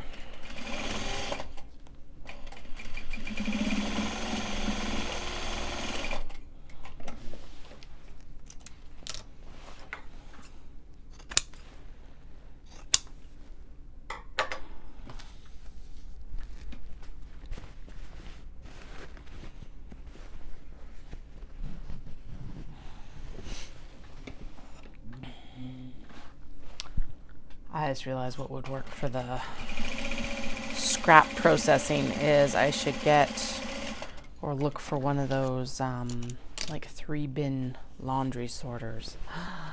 That would work. I used to have one to use for laundry, and that would be gross, kind of to like transition clean fabric into it. But that is exactly what would work well, because I was like, I'm gonna need like 3 bins or 3 garbage cans or something like that to put all these scraps in. But a laundry bag would work, or like a laundry set would work.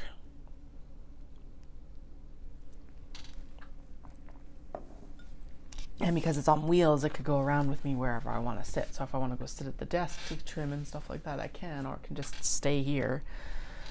Blah, blah, blah. Okay, there we go. Brain waves while I'm working. That's awesome. 1, 2, 3, 4, 5, 6. 6 more.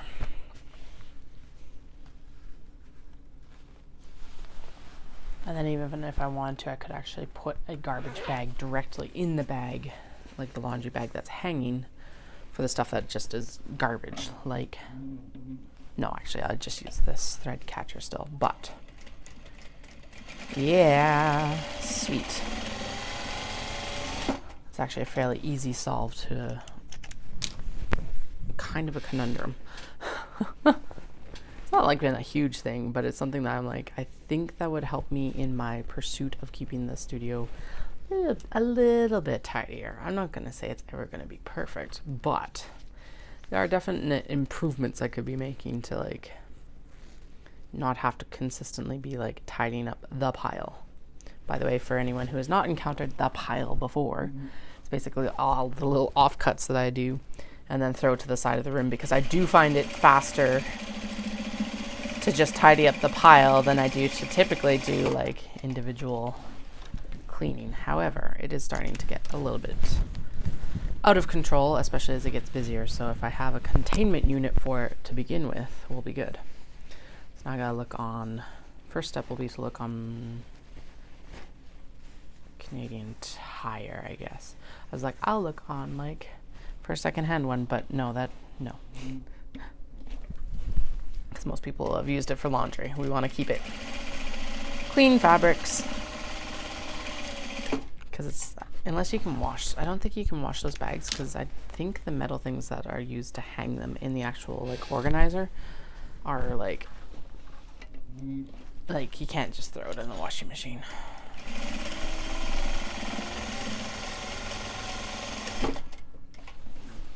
I don't know. I'll figure it out. But at least that does solve that issue. Like, how do I do this? How do I organize it? All of that. I did just organize for, so my youngest, well, they've both had growth spurts.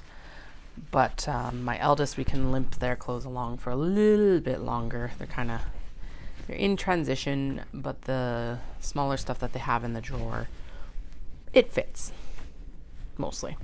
I'm weeding out the stuff that's like definitely too small as we try putting it on, and it's like, no, that looks uncomfortable. But my youngest has just suddenly outgrown all of their pants. Shirts aren't quite so big a deal as long as they're short sleeve, but all the pants are just done. And so it's like, oh.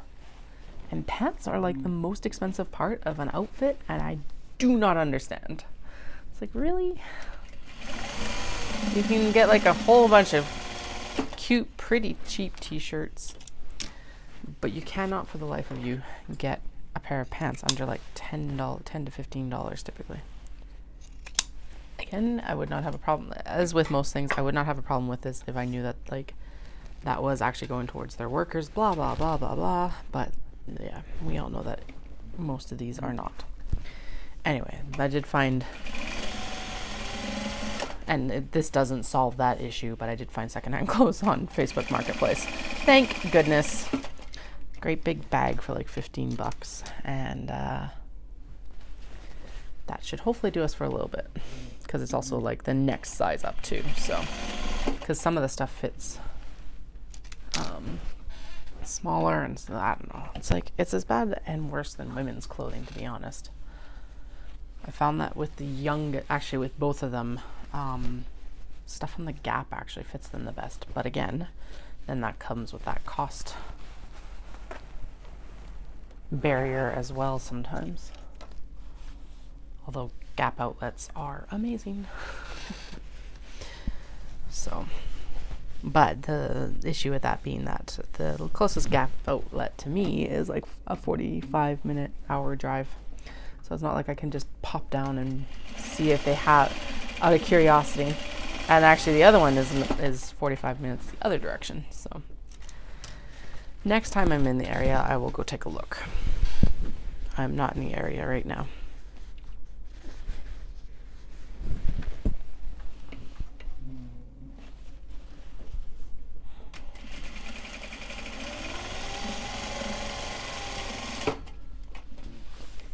But I do find, like, because they're both a little bit different shapes. So the eldest has like a long torso like I do, but But the youngest's legs seem to be longer, and so the Gap pants are like a skinny long leg fit typically. And so they've just also been like something that they've been able to wear the longest typically. And then the other thing on top of it is that the Carter's that was in Cochrane closed down. So it's like we don't even have, and the other like boutique children's clothes place closed down their retail store. So now they're only online. And I'm like, ugh. It's a bad sign when your rent is so high that your children's clothing stores, especially your franchise, cannot survive. So, like, our only option for clothing is Walmart at this point. For children, at least. And it's just like, okay. But the issue, too, there is that so they've got a fairly large selection of baby clothes, and that's awesome. But then, because we're in this transition stage, there's very little, like, we're right in that transition between toddler, like, or baby and little kid. And there is zero selection for boys in that beyond, like, athleisure. And I'm like, no, we need, like, a step up from that for school, at least. And even when I've seen stuff like that, it's not like it's just like joggers or anything like that. It's just like, it's like windsuit material. And I'm like, that wouldn't be comfortable to wear all day. Like, I don't know. It's super annoying. Anyway, I hope, looking at the photos of this bag of clothes, I think we'll have some good selections there. As long as we don't have any more like daddy's wingman shirts. Hated that sort of crap when I've done most of their clothes secondhand, but there's definitely had to be in some weeding. That one was like so gross. Daddy's little wingman. The other one was, what was it? Mama digs me or something like that. And like, that's not quite as bad, but it still kind of annoyed me. I don't know. It's like, why do you have to have sayings on everything? Why can't it just be like a cute shirt? Oh yeah, okay, Once Upon a Child. That might be a good one to do too. I've heard like mixed reports on that once, but I will go check it out because we do have one that's like, again though, it's in the city, so I'll have to do it next time I'm in the city. And I should actually go look at the secondhand stores here too. The issue being that like the access to it when I'm trying to like also work is like So Facebook Marketplace at least is a little bit more accessible in the hours that I'm able to access it typically. But yes, that is a good point. I will do that. Actually, maybe I'll do that with Dallas when he comes home next week, because we're gonna have to do a shop for the eldest when here in the next little bit, and it's still gonna be cheaper than buying firsthand. Well, I hope it is. So, and I always figure it's like we buy most of it secondhand, and then occasionally we do get like new stuff, which is fine, because then it all just kind of goes in the rotation, right? So. I could do more laundry, but I'm like, no. I need at least like a week's worth of pants. Although we are starting to also get to the stage where it's like they can actually start re-wearing pants, and it is amazing. So just like the quantity of clothes we're going to need is going to go down drastically, I think, in the next couple of years. But yeah. Yeah, right? Super inappropriate for kids. It was like, especially that wingman one, I was like so disgusted by it. I'm like, no. Ugh. I like stuff that was like, so my eldest had like a little onesie that had a pear on it, and it was like, you're perfect. And I'm like, that is perfect. It's clever and doesn't instantly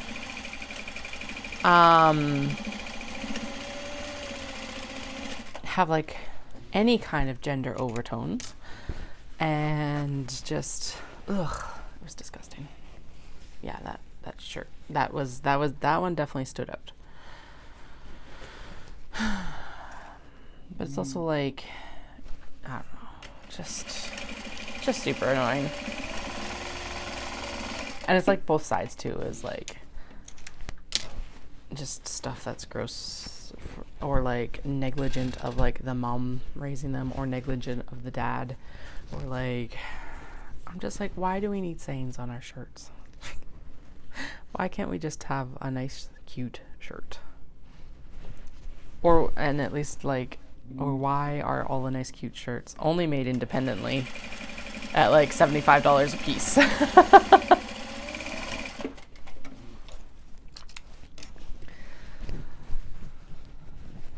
So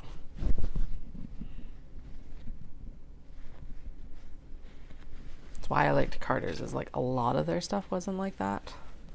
It wasn't perfect. One of the biggest culprits I found was like Children's Place. It's just like, nope. Now we have 2 children that are very much their gender stereotype, and that's fine too. But I'm like, I don't need it done as soon as they're like out of the womb.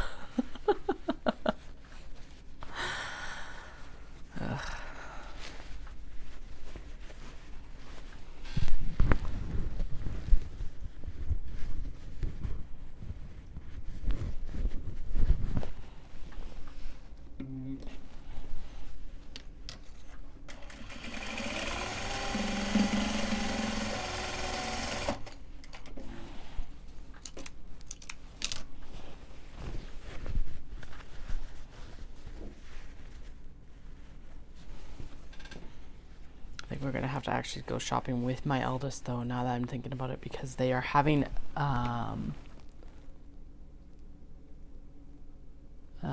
the eldest is having opinions about their clothing, so having their input before we buy stuff would probably be good too.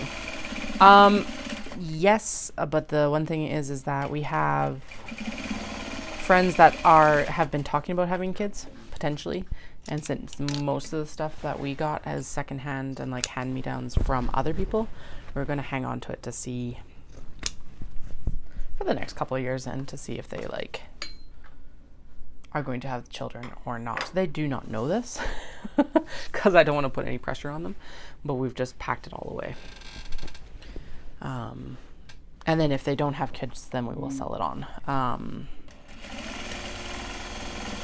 And if they do have kids, then we have boxes and boxes and boxes and boxes of clothes for them if they would like them. And if they don't want them at that point either, we can hand them on too. Not a big deal. I'm pretty sure, at least in the next few years, there'll be lots of babies in those sizes.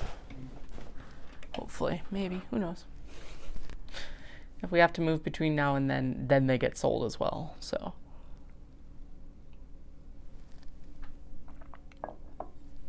Although I don't think that's going to happen either.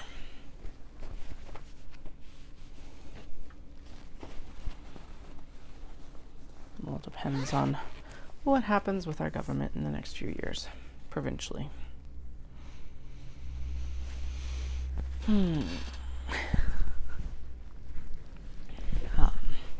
But yeah, we'll definitely be doing that, like, with anything that, well, if we hand them on to the friends, basically what it'll be like, it's like, go through it, whatever you want, keep, whatever you don't want, just continue the progression of it through the chain, or sell them on yourselves, that's fine.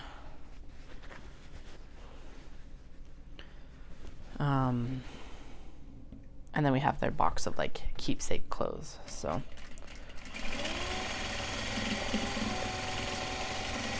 Dallas keeps complaining because I've got like massive piles of clothes in their closets right now, just because I just chuck their the stuff that they're like outgrown into the closet right now, because I'm like, I have the space barely to make sure that it's pulled from the drawer. I do not have the mental space to actually go through and decide if we're keeping any of it. Just terrible, but it's how it's working right now. And at least we don't keep reaching into the drawer and taking out something that just does not fit, because that's the other danger of that. But yeah, I definitely need to go through those closets soon.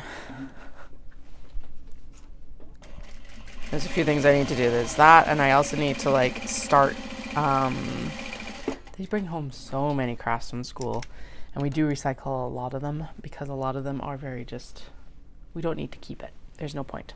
There are some pieces though that I'm keeping, so I need to start like a memory box for them, or whatever you want to call it, for like the years that they are, because like my youngest has stuff from his day home, and my eldest has stuff from like last year from this preschool, and just I need somewhere to like store it. So instead of the kitchen drawer that's now overflowing. So projects for a later date. I guess I've got a lot to do maybe this fall.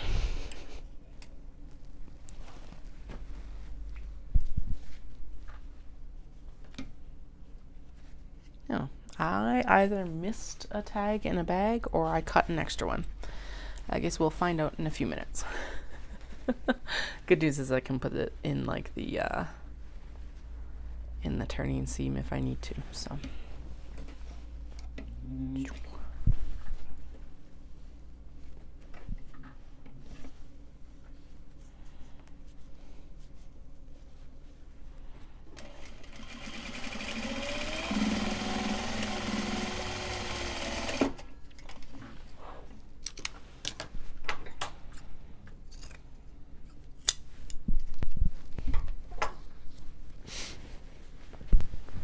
Maybe actually Canadian Tire just sent out, I was thinking about that laundry basket again. Canadian Tire just sent out a flyer about like home organization deals, so maybe the laundry basket was on sale. That would be the best situation.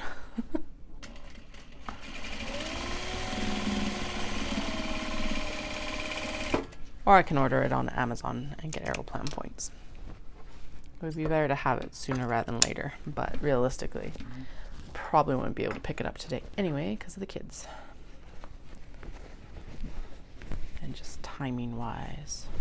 But we'll take a look.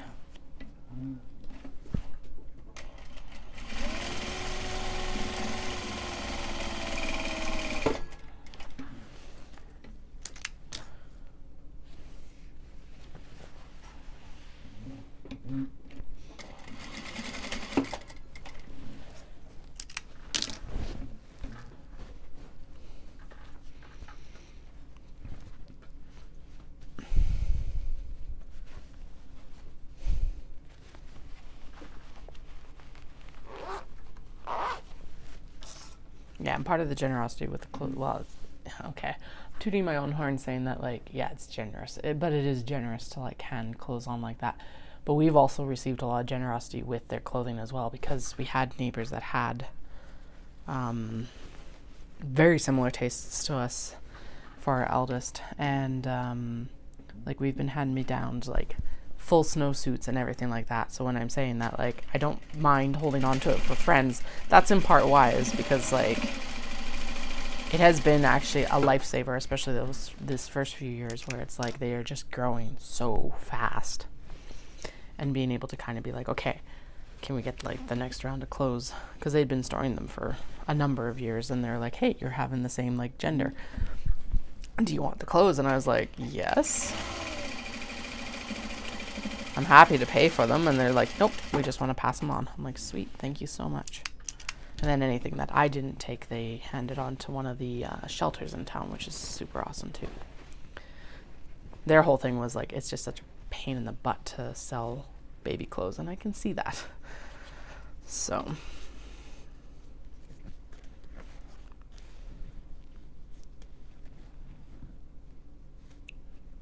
although I just realized my eldest is just eking it out in the current winter jacket they're in. We're getting the next round of hand-me-downs soon for them, so I'll have to see what's in there. They're both also going to need winter boots this year, which is like, ooh, that's going to be expensive. Although we did luck out in the pair that they've had this round, that they've gotten actually 2 seasons out of them, so that was very nice, because that meant we didn't have to buy them this year. And winter boots are like, you need them to fit.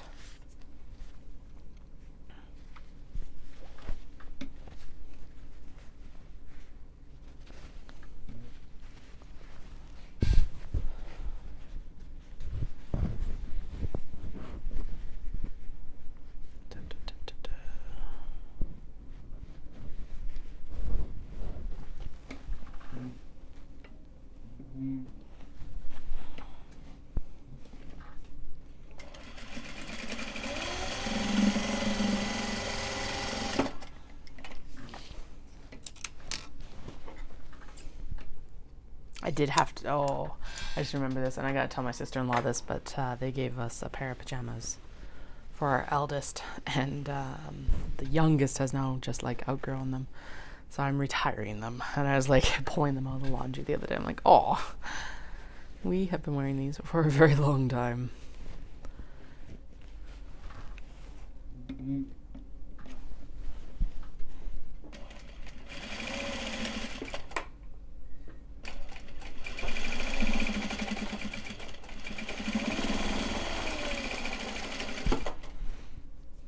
We also did need new socks, and we're like right on that cusp again of the sizing, and the toddler socks are like just a bit too small a lot of the time. The heels slip, but the next size up is like a little too big.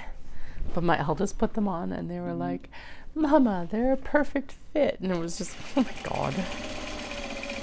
You are growing up way too fast. They keep going, I want to be bigger, bigger, bigger, bigger, bigger. It's like, no, you can stay small a little bit longer, right?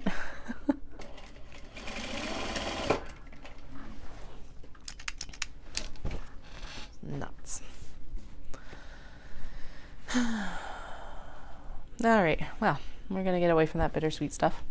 I know they grow so fast, and in some ways too fast and not fast enough, right? Like, just, ugh. I will say it and say it and say it. It has been one of the most bittersweet experiences I think I will ever experience. So, anyway, we're down to the last large box bags. Let's focus back on this like gorgeous Japanese fabric. Otherwise, I'm gonna start crying. So.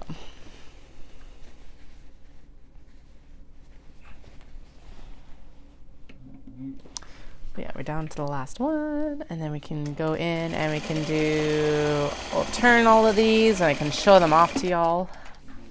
It's only 1 o'clock, so I have at least 2 more hours of work, which is awesome. We should be able to get the big bags done. I think that's what we're going to focus on next. And then, yeah, we'll focus on that next, because I don't know if I have the drawstring channel for the sloth kato yet, and I need to go find it or cut it. So we'll do big bags next.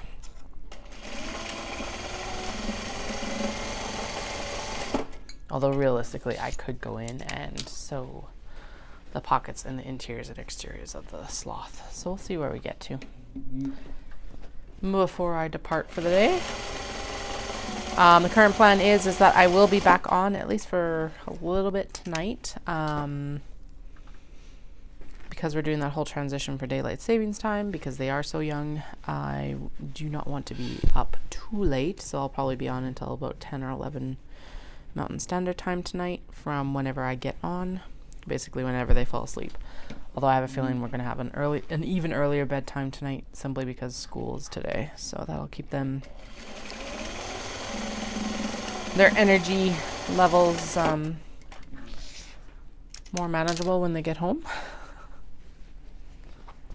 And then I will not be on tomorrow, but I will be on Friday. Actually, I'm not going to say that. I will be on in the evenings on tomorrow and Friday. Mostly because I need to go back into the city on Friday for a meeting with Caroline for Hanami.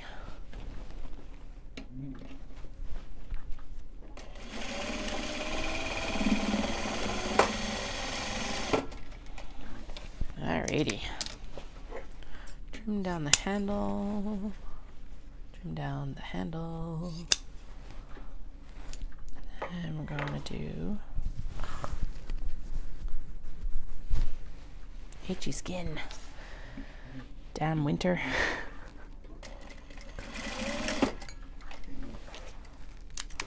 We took our vacation at the wrong time, everyone.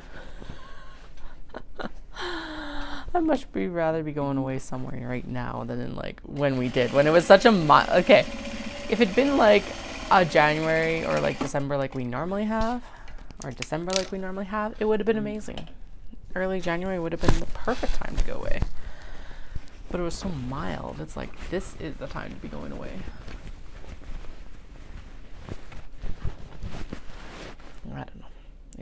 take that ring off so it doesn't snag too badly. And then we're going to do this. Alrighty. Let's admire these bags as they turn. Again, it is one thing to see these like folded or on the bolt or the roll when I'm in Japan, and then it's a completely different thing to get them home and to actually make the bags out of them. Like, look at that. Look at that sassy cat. These ones are totally sassy cat bags. Yeah, I feel like the whole of Canada has had a very mild winter, except for like the island, which like Vancouver Island, because they keep getting snow. It's like, I think what they keep saying is El Nino, right? Like we're supposed to buckle in for a few winters like this. I'm just like, yay! I know they've hidden it under a bunch of their other agenda right now. But Alberta's already declared that we have like, oh no, I installed the zipper wrong on this one. Damn it. Okay, we're gonna open the zipper and then seam pick it. Anyway, they've already declared that we're under severe drought for this year. Yay. To the point where they're actually like looking at the licensing of water in Alberta. Yay. And apparently they did not get, so we had those massive fires last year, obviously, and they had not cleared all the hot spots before they terminated the wildland or the like wildfire fires in the winter whenever they terminate their contracts typically. Which, okay, fine, that's usually what you do, but last year was an exception. I did not vote for this government, and they are doing some very shady crap.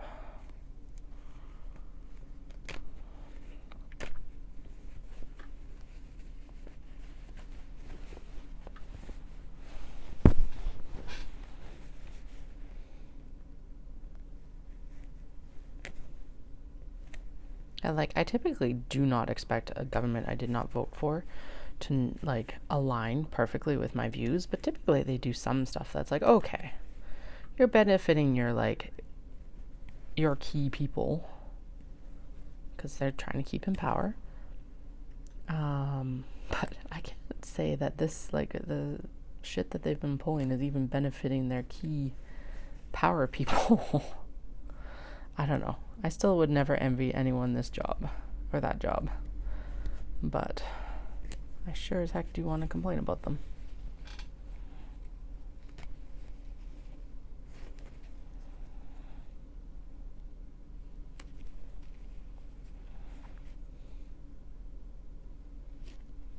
I still laugh about the after our last federal election and the whole, I think it's This Hour Has 22 Minutes spoof on it or satire of it, of like Prime Minister calls an election and everyone goes, yeah, sure, man, whatever. Oh, I think that was the best comment on that one, at least. Insane times. Gorgeous Japanese fabrics. Let's get back to these gorgeous Japanese fabrics. Away from politics. Oh, apparently it's just that kind of day.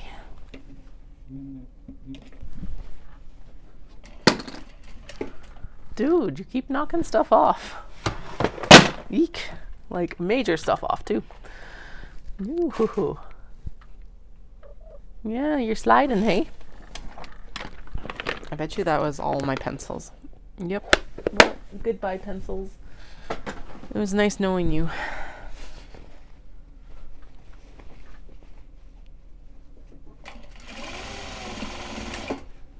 Although they've probably been rattled around so much that it doesn't matter anyway. Their leads are probably pulverized from all the moves that bin has been moved through, so. Alright, there we go. So that is that end done. Now we need to seam pick this end because this is the end that the handle's supposed to go on.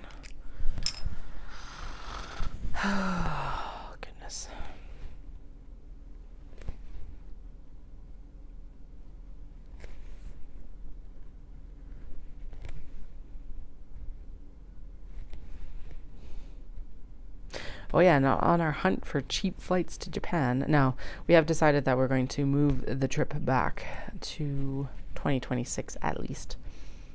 I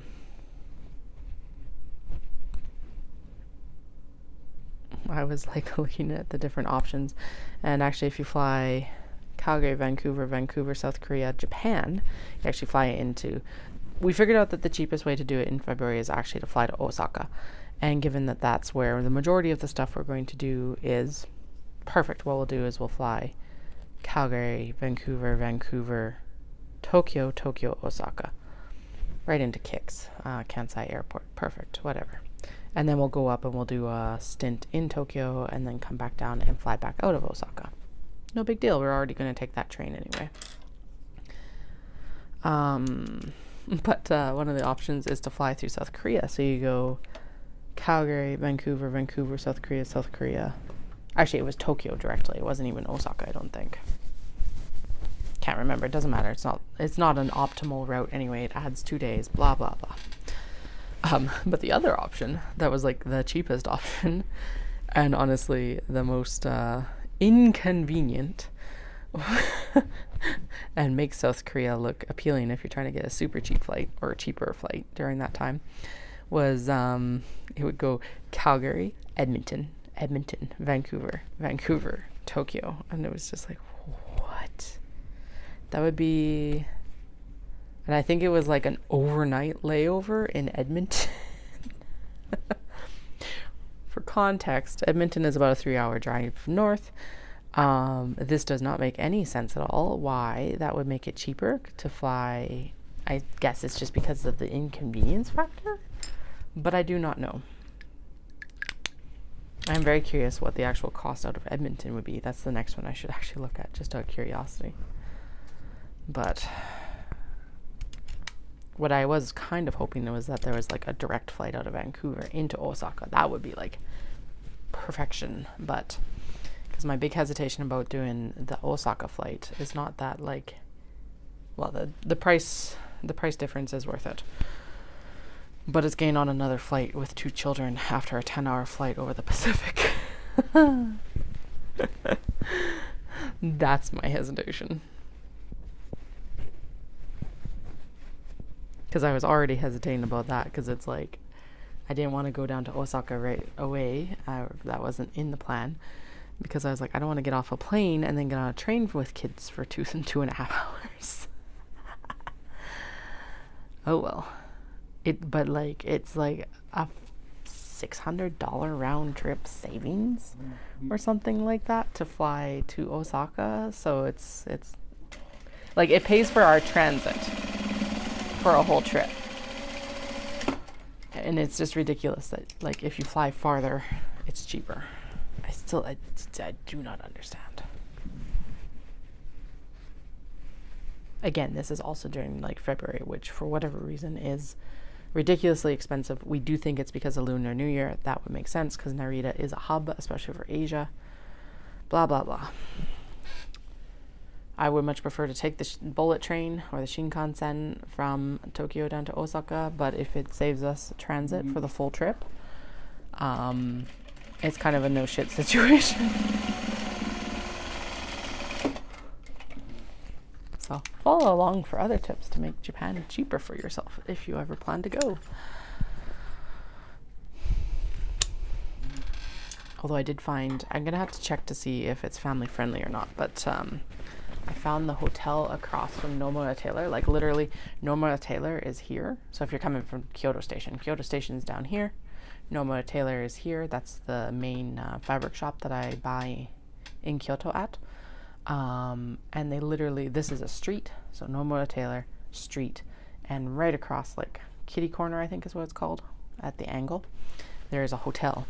And when I was looking at hotel prices in like November, just to poke around and see what's happening, it was actually like low mid-range, which was awesome. I was like, perfect. Now that was for one traveler, so I do have to double check if they'll take kids or not, but hopefully they do. That would be awesome, because it's not like we need to stay right on the path. When I went with Caroline, we stayed like right at the station practically. I think we were like an 8-minute walk or something like that.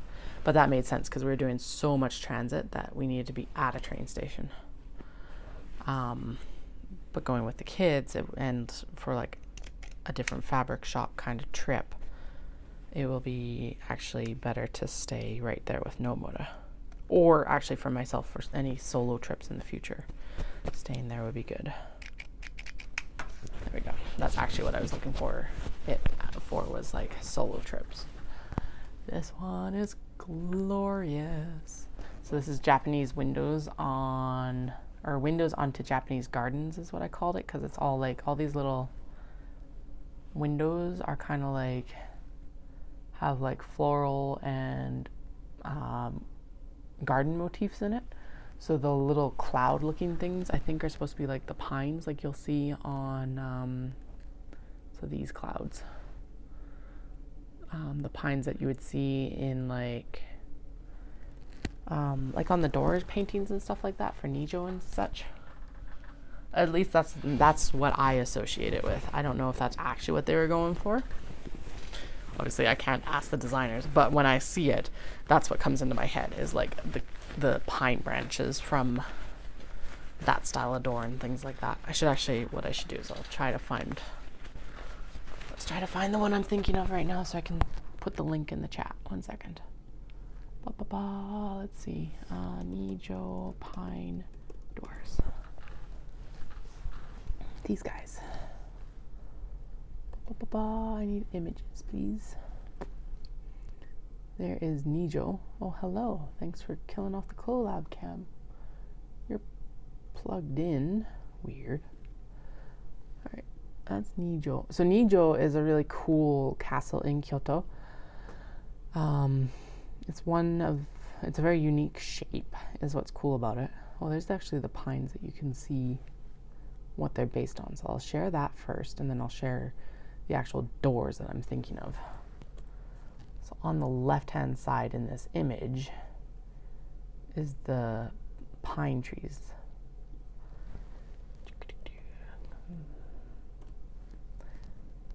Oh yeah, and that does work as a link. Good. And then the doors, which are the stylized version that I'm thinking of, I'm just trying to find a good photo of them. They don't share a lot of photos online because obviously they want you to like go witness it yourself. Oh, well, that's boring. There we go.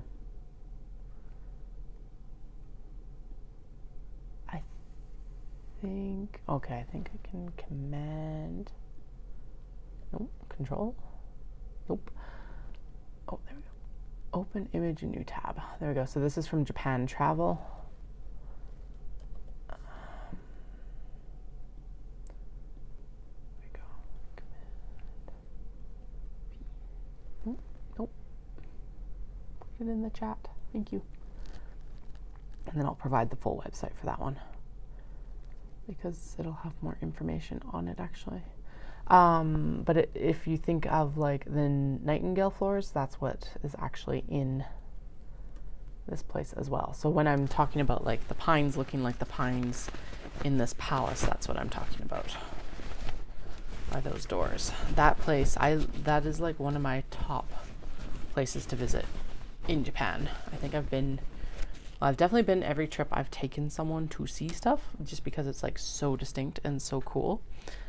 But I really do think it's like one of my favorite places to go for a historical site.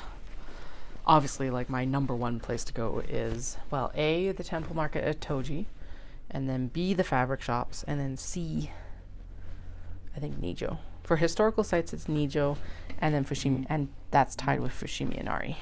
Fushimi Inari is the shrine with the 1,000 gates, and like when you're thinking of like the Japanese like Shinto gates, that is probably the shrine you're thinking of. It's the one that they featured in Memoirs of a Geisha at the end. Alright, there's some pretty awesome cats. I still love this one. I think that's my favorite one. And then, all right, I was supposed to be just, Oh, what? Have I been finishing them, or did I not finish this one? No, I have just been turning them, but I finished that one, right? Yeah, okay. Well, now it's done. Sure. That's right, I was going to turn them all and then just do like a whole run on the finishing seams. Yeah, well. These planets are super cute. So this is one of those fabrics where like that very subtle Japanese glitter is done on the fabric so well. And it is extremely subtle. Like, you can't see it most of the time, and it's something that I can't photograph. It's communicated in person the best. So you can maybe see it here, but I doubt it. Like the blue planet and the pink planets all have it on it. But it's just a super cute fabric in general. I did pick up the little bit brighter planets with the zipper. And I think it worked really well. So there's that one. And we're going to do the botanical circles.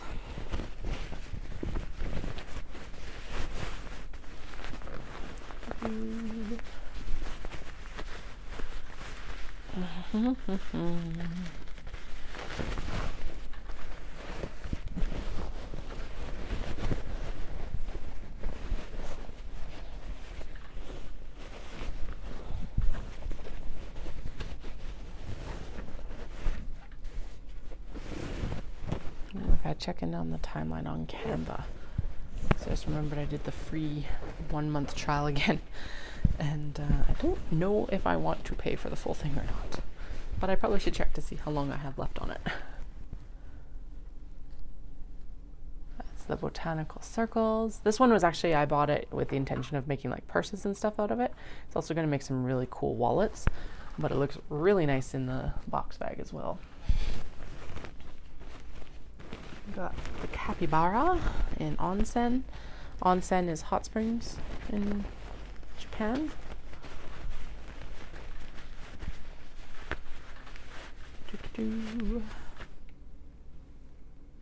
Oh, that's what it is. Oh, okay, now he's out of his truck. I was like, what was that sound?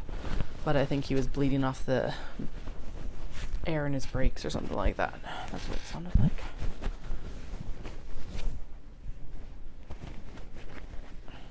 And he's out of his vehicle. There's, like I said, there's that trailer outside here. So it would make sense that he was probably bleeding off the air or something of that nature, along those lines. Trimmed, trimmed, trimmed. Good. Okay, so there's the capybara. This one's really fun because of the little, there's the little rubber ducks in this onsen right here with them, which is super cute.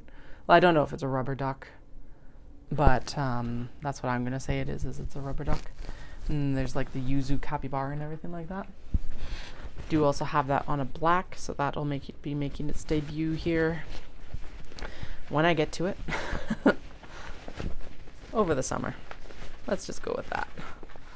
You'll probably see it online in June or July. Laundry Day cats. This is the one going to Singapore.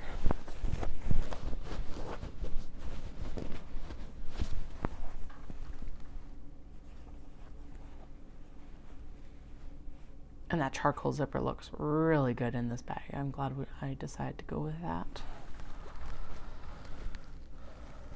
The medium-sized large box bag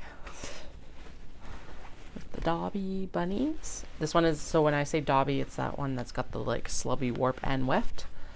And so, oh, apparently I did not open the zipper for this at all. Now I get to struggle with opening it. Oh, okay, except it's actually not a struggle this time. Excellent, I approve. So it is going to be a little bit shorter, and it's going to look a little bit taller than the normal large box bags, just because its proportions are off a bit. So it's literally right in between the two sizes. It's actually quite a nice size, so yeah, it's probably about 2 inches smaller than the actual large box bag. Now the question becomes, do we need a medium box bag? The only thing is that I don't know what you would use it for. I guess you could use it for like 5 skein projects or something. But like that's what the large box bag is good for. And the small box bag does like 3 skeins. I guess this could be like 3 worsted weight skein projects instead of fingering weight projects. I don't know. That could be the difference.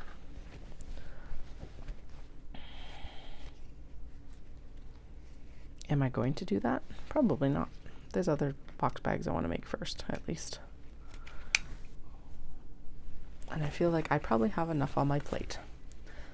What with the other new stuff I have planned that I really want to get done and have not pursued yet.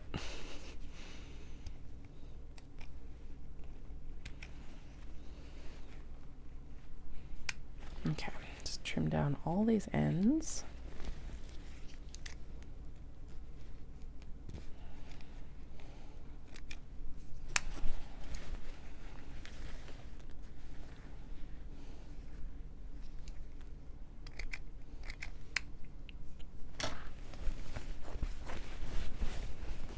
There. Coffee, it's getting cold.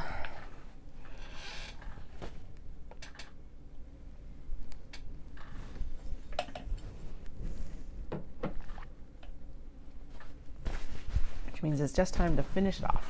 All right, we got 4 more to turn. 4. Oh yeah, we need to be checking these for the tag as well, because for some reason I have an extra tag here and I don't know if I just cut an extra one or if I missed sewing one in. So we'll double check all the bags before we close them up. Oh, this is still such a cute fabric.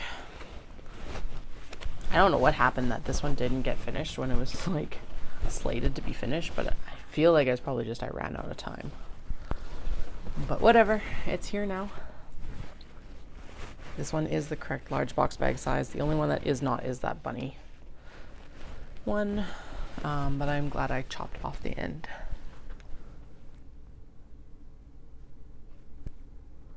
Yeah, it would be actually.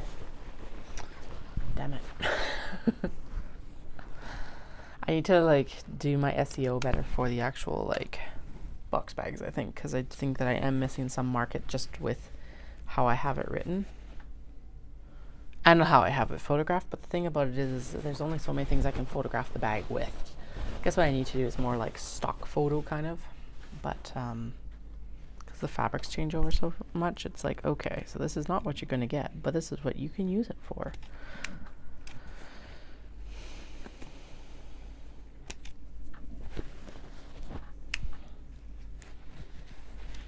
All right, and this is why I started trimming these before. It's kind of annoying to have to do it at the end. May as well do it in the middle so that when it's done, it's done.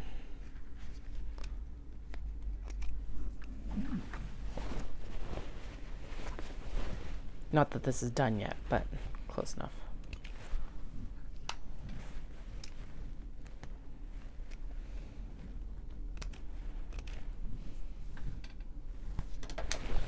All right, there we go. That is adorable. Again, that charcoal zipper, and that goes with the Shiba Inu that are here, and really complements this like mustard yellow Shiba, gold, mustard gold kind of color. So you get that nice grello vibe, but it's like a nice rich grello. It's not a light grello either. And then we've got the wave cats. This is actually a replacement for a woman. She got her bag, so she was traveling in Europe and she actually got her luggage stolen, and she said that her the big thing she was worried about though is that I was going to have more of this fabric. So now I can message her and let her know that it's complete. Super cute.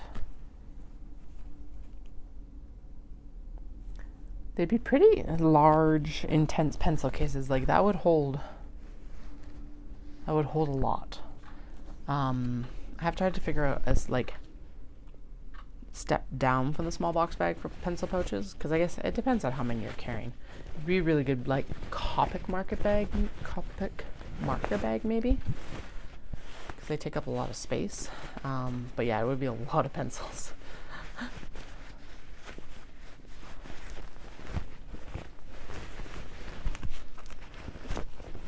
More, and I'm not saying that it's too many pencils. What I guess I'm getting at is that it might be too large to like hold them in such a way that you're not damaging the pencils. So in the case of like a child or something like that, that may not be as big a deal as like an art student who's carrying around like their art supplies and stuff like that. That tag is installed backwards, but at least it's in there. Okay. The zippers are installed much better with the like clipping of them into the bag. So we'll remember that. And then now we'll go through and we'll do all the closing seams. As soon as we turn this one, this is the other botanical circles. It's this other small box bag, the last small box bag. Super cute.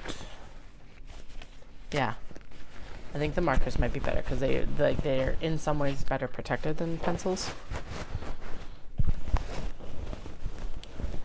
I'll think about it. I'm not going to commit to adding anything else right now, but maybe over the summer. And there is botanical circles. These colors are really interesting and I really like them. This coral especially is really nice.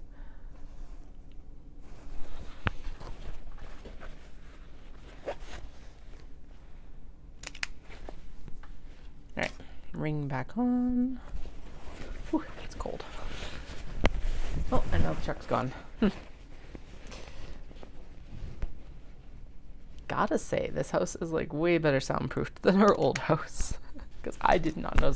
Like, I definitely heard the like brake release, but that's a fairly abrupt, fairly loud noise. But I did not hear that truck rumble out of here. Interesting. Because like you definitely hear a lot. Well, okay, you don't hear as much down here, but you definitely hear more upstairs. So I don't know what's up downstairs that you can't hear as much. But I'll take it. It's less distracting that way.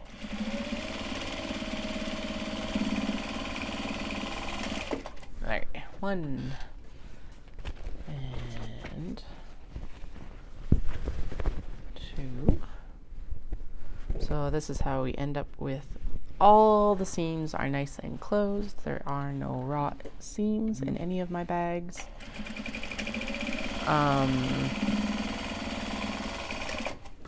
They're all finished in some fashion. I know a lot of people that also do this with like binding tape or fold over elastic and stuff like that.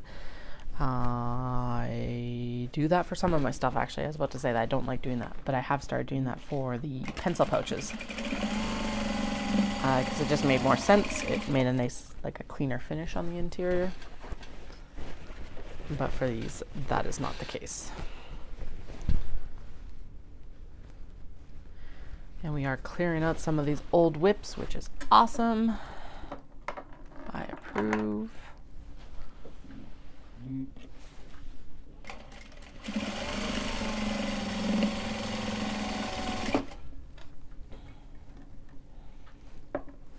Aha, there we go. I think I need to tighten the... Yeah, actually I need to reach under and tighten the bolt for this light too, because it has gotten loose as well. There we go. Nope, that's the wrong way. Damn it. There we go. Yeah, there we go. Okay. Get the rest of these. I did the same thing. Oh, I put the handle at the wrong end. Okay. That bag's going back into timeout. I'll finish it later today, I think. But not right now. We're gonna focus on seam finishes. Ah, that's annoying.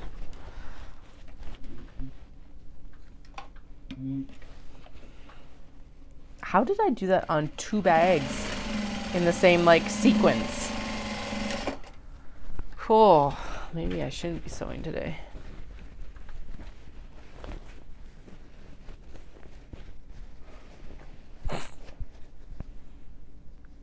Well, yeah, I still have. So I finished the one at least, the cuddle puddle one. Actually, we'll finish the rest of these seams, and then I will pull out the stitching, and we'll swap the end on the frickin' handle. And this is the bag missing its tag. Okay, sweet. So we did find that at least too. That's good, because I did get distracted and didn't even think about that with the other one just now. Yeah, pencil case. Yeah, that does communicate the easiest. It's like the most concise description. I need to figure out a way to put like keywords into my SEO for Shopify.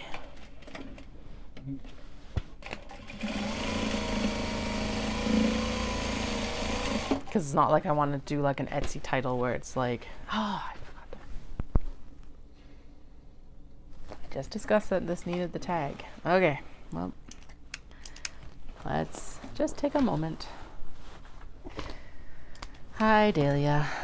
She's like, you're stressed. It's not actually stressed. I'm just annoyed with myself. Okay. We're gonna take a moment and we're gonna do all the seam ripping at once. And then we will finish these. Finish them. Isn't that like a Mortal Kombat one or something like that? Finish him. Well, you're nice and warm from being in that, on that heated blanket. Anyway, I need to figure out, yeah, like how to fit more words in, because I don't want the title to be like knitting project bag, toiletry bag, makeup bag, blah blah blah blah blah blah blah. Like, it's good for SEO, but it looks gross. I don't know, it looks untidy. But I do need to figure out how to work those keywords in, so I don't know if it has to be like in the description or what. Guess it's time to do some reading on it. Because yeah, I do need to tap into the SEO on it a little bit better, I think. Because there's no other way to find you on the internets.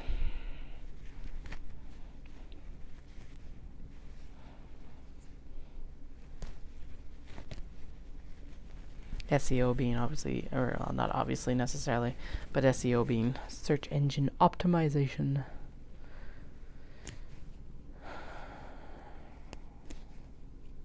Bane of my existence, in other words.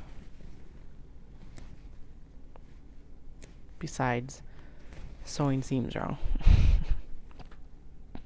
Cat, your butt is in the way. I love you too, but really.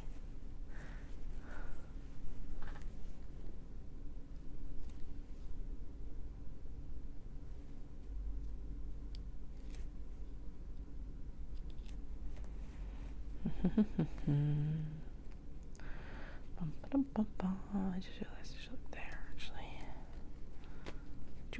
There we go. Okay, that one side's done. Now I need to do this side, and we did it. Now the handle's out, and we're going to sew these boxes again. Like this. And then Dahlia will probably freak out at the sound. Or not. She's like, what's going on? I'm going to stay here because it's safe. You're nice and warm. I approve of this message. Okay, that one actually needs a tack down of the actual thing. Like that. There we go.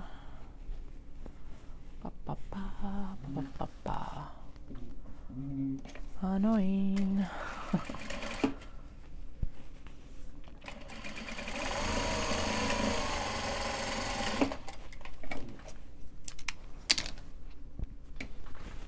Okay, now we need to go in and like seam rip the top. Yay. The annoying part with this one especially is like when I've already installed the handle, is that I've done the trim down already. So I have to be very careful that I don't like have too short a handle now, because that could easily happen. Oh well. All will be well. It'll be fine in a few minutes when I actually get it fixed. Dahlia, what are you... Okay, nothing of importance. She's like over there tearing paper up. Because again, if it's not the kids, it's the cats. Both destructive little chaos critters.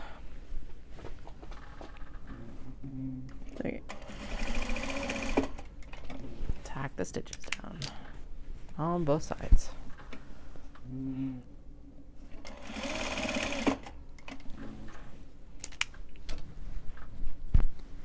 And then we'll put the handle back through. Bunnies up.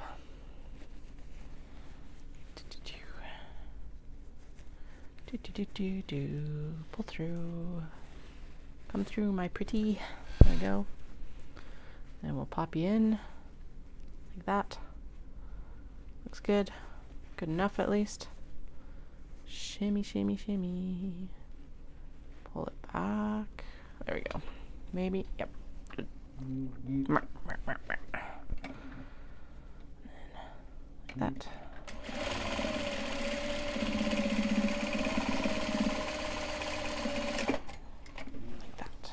Clip. And then this way. Oh, that's good anyway, because this side wasn't really caught on the back for the corner, so a reinforcement stitch on this one is going to be good. Okay, I do need this straight though, or straight as I can get it. Dip, dip, dip, dip, dip. There we go. Yeah. All right, let's go across.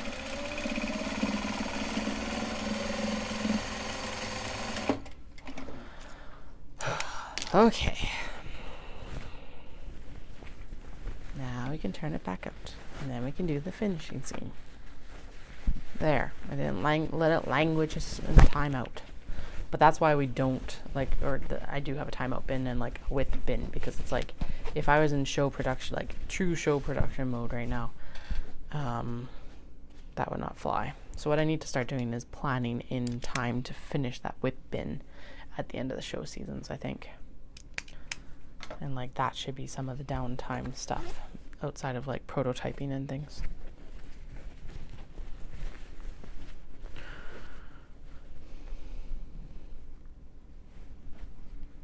Granted, my busy time is not normally in April. Although at least I have like, I was gonna say, although August usually isn't either, but at least I've got like a couple months in between the two kind of waves. Does that mean I'll be working on whips in June and July and May? No. No, I won't be. I'll be working on new stuff. But in like September and October and November, when I'm kind of like already in the lower period. Although I am going to try and get more Christmas shows this year. Oh shoot, I was supposed to double check on Christmas market that got recommended to me last year.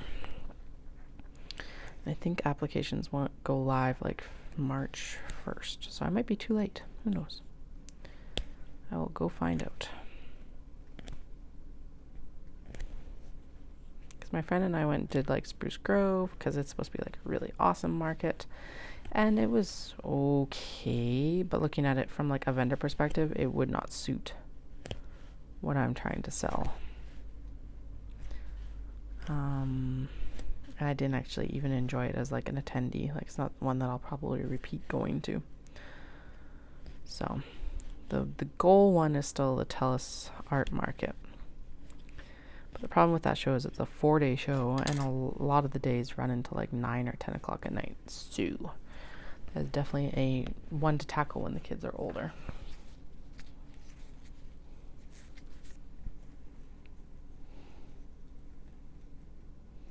Okay, there we go. I will remedy this.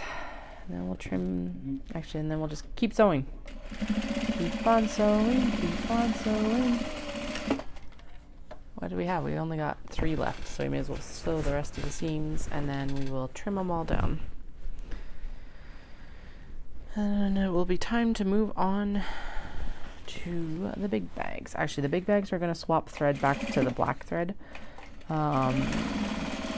Just because pretty much everything for it needs to be dark. I say that, except that that's not true, because the aqua cat. No, I think the aqua wisteria cat should be sewn with top stitch with dark thread. That's fine. That'll look classy.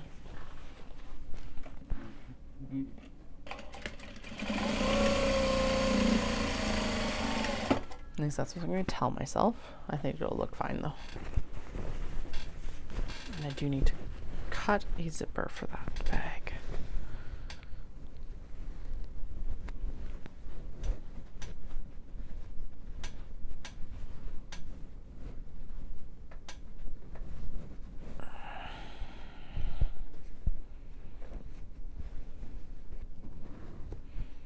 Come on.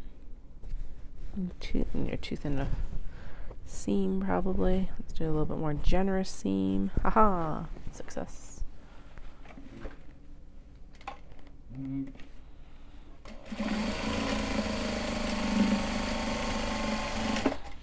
Alright. Good enough for now. And then what I'll do later is I'll go through and I'll trim all these up and off of each other.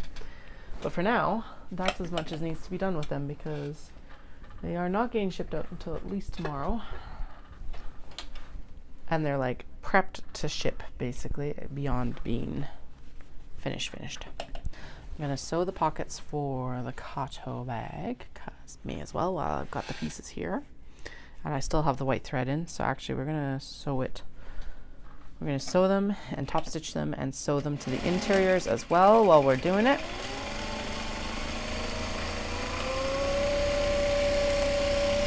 Before we switch to dark thread. Do I have the drawstrings for it yet? No, but we can do the other light thread work first.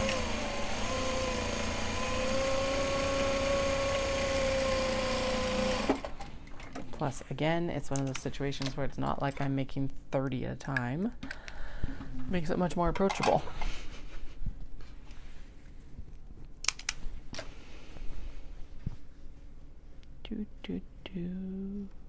If I can get them separated and turned, I will be very happy. Now I brought those tags down. And I was all like, look at them, they're even like bagged up for me and blah blah blah blah, and so pretty. What the heck did I do with them? Oh, Katie. I did not put them above my head. That was the mistake. Should have put them above my head and then I wouldn't have known where they were.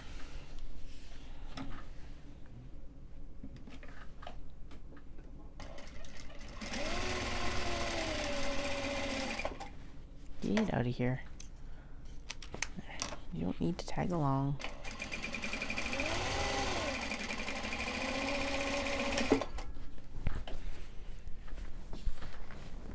Actually, the cat might have laid on them and knocked them off too. Who knows?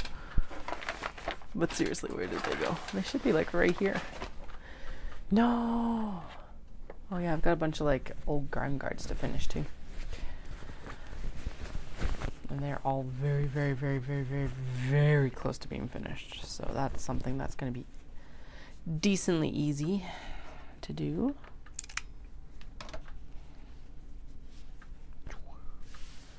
Okay.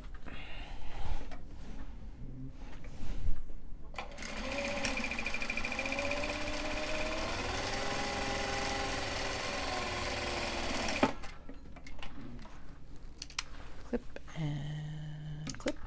Yee. Don't cut the fabric. That would be bad. That's a small box bag lining. Don't know why you're in here because we're done with all of those. And this looks like it's, no, that's a big bag lining. So I might have already had big bag lining for both of them in here. It's okay, it can go back there anyway. There's 2 Kato pieces. All right, so now we need the liner for it. Lining, your large box bag linings.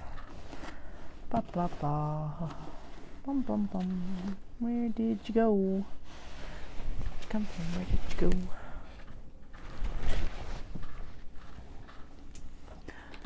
Cotton lining, I know you're in here because we cut you specifically for this, and the cat's knocking stuff off the counter upstairs.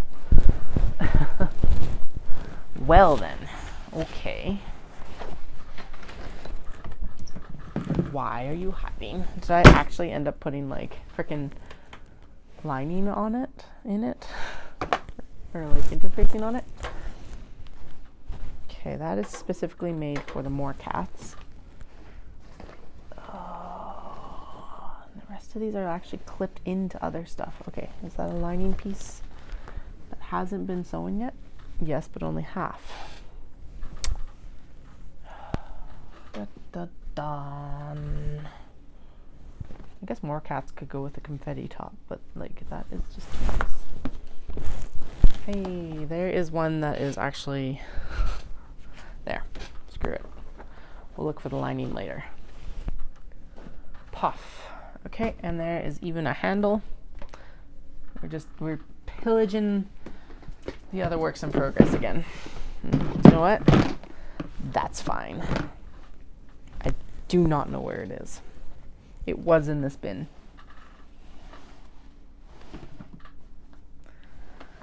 But just like the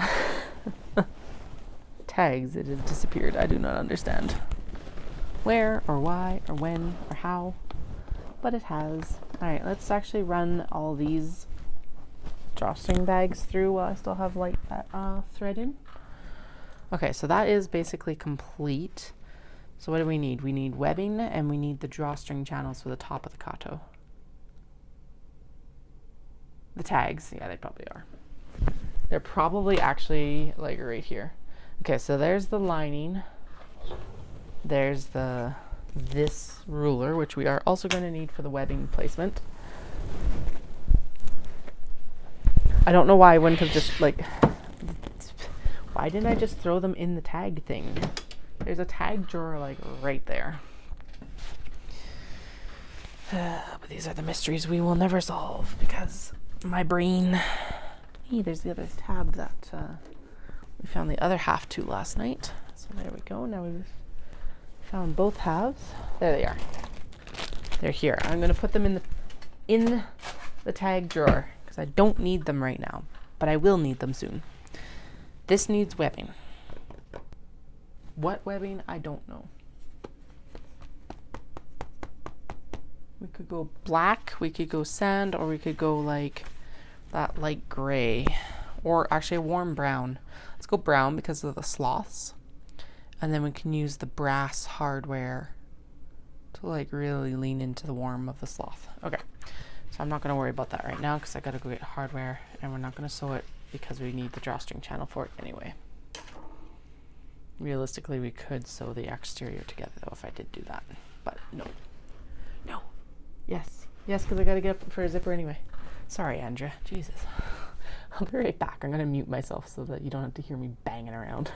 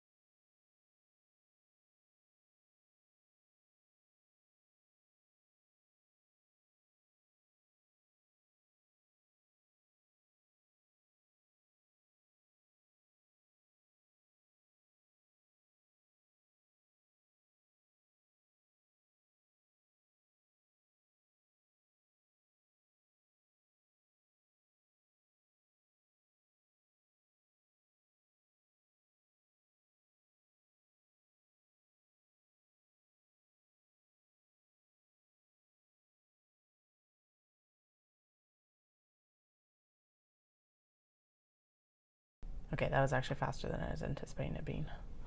So we're going to go back to,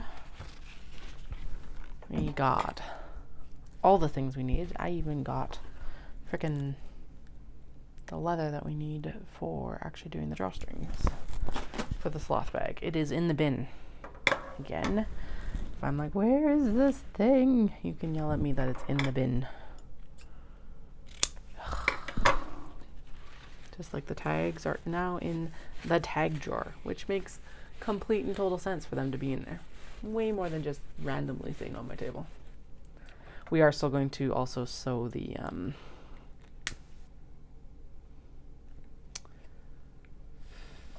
drawstring bags before we actually dive into the big bags, just because I do have the white thread in still, so we may as well do as much of that as we want or can. Granted, that would mean that I do have to finish the exteriors. Yeah, that's fine. Yeah, because the goal is as long as I get these bags done by tonight, that's fine. But I may as well work on the light stitching stuff while I can have it already in the machine. Alright. Probably should have actually, thinking of that, probably should have grabbed the clips, but that's okay. Okay. So I went and grabbed that bronze, excuse me, hardware.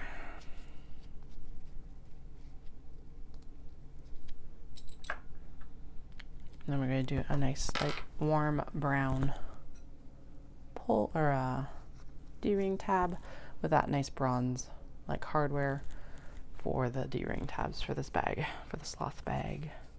Lean into, like, how nice and cheery it is. Again, warm tones. Hey, Flynn, what's up? Hey. Yeah, you. Two of them are having like a stare down across the room. Like dorks. Anyway, let's get these. Okay, so yeah, because most of these, this one actually does need most of the work done in white, but then this will need to be dark top stitched. White, white's fine, white's fine, white, definitely. And then these ones here, that one could use the white thread for top stitching. This one could do white thread for top stitching too. That one dark is fine. That dark fine. That's dark. That's fine. Okay, good. So we'll do these and then we'll experiment with those new. Actually, yeah, let's do it with this one because we already got this one mostly done. I just need to sew the drawstring channels like I was talking. And then we can try out those new tags. And life will be something. And I think this is the main reason that they say to use the fusible interfacing. But I do not have dual-sided fusible interfacing. Well, I do, but I don't feel like pulling it out to cut this small of a strip out of it. Using fusible interfacing of this size is an issue, maybe. I don't know why I pulled that clip. I should have left the clip in, but you know, it's one of the efficiency things that we'll learn as we make more of these, I guess.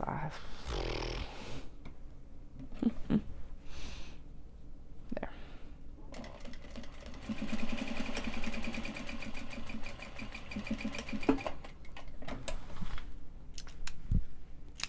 We're going to ignore the ends until the end. Haha.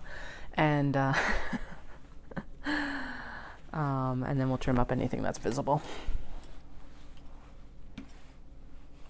And everything else gets folded in, and that's fine. There we go. That was easier that round. Good. This is the one that needs to go towards the bag, which is a little bit more difficult, but that's okay. Actually, it's not, but Why I keep taking the clips off before I need to, I will not understand. I do not understand, but whatever. Alright, under you go.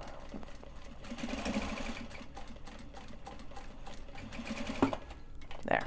Sweet. I did it.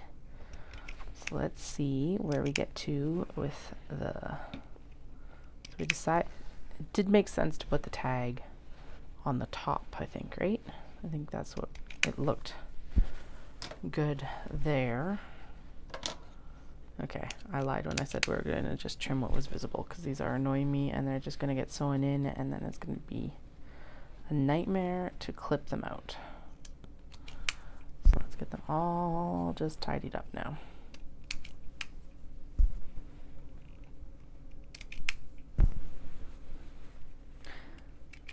The fact that these scissors are sticking is driving me nuts. I'm going to have to find my other little sets of like thread snips, because I think they are actually higher quality. Or at least I haven't had as much for this kind of difficulty with them, at least.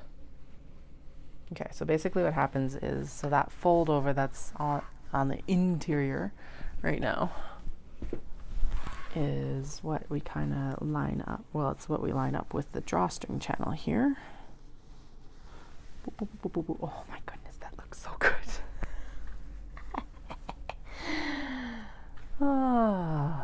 Alrighty. Pins are our friend here, unfortunately, but they are. Just be prepared to hear me yelp a few times, probably. Because, like, this needs to be tucked in. Now, the selvage is there, that is making it a little bit different as well. So we're just going to make sure that the selvage remains tucked under. And pins are going to be easier to sew over with the machine as well, just because, well, and clips won't work this deep into the fabric this way. Now for the tag, in the tag drawer, I looked on the desk like they're still on the desk. We had just had this full discussion that they're in the tag drawer.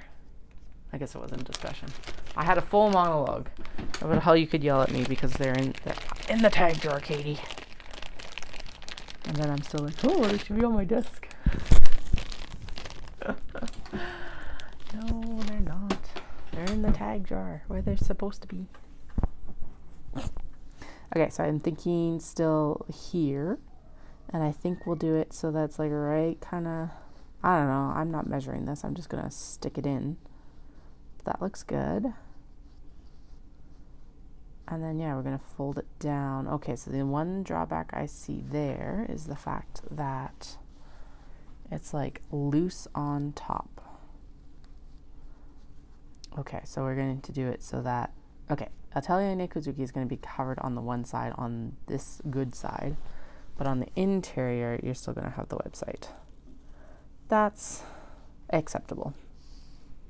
As long as the name is fully there on one side, I really don't care. Okay, so we're going to pin it through like this. And like right there, hopefully. Oh, that's a lot of layers for this pin. No, it does not like that. Alrighty. Okay, so that is something though to keep in mind for requesting next time, is like we'll just do it on the one side. Sweet. Okay, so the other question is, can I pin it maybe? No. Oh, that's because that's a dead pin. Okay. Dead pins go away. Dead pins get used for webbing. That is not a dead pin. Yeah, there we go. Okay, now it's pinned, and it pinned it there. Oh, that's gonna stitch right through the website. Damn it. Okay, so it's a frayless tag, so we're going to pull it. We're going to leave the seam allowance open.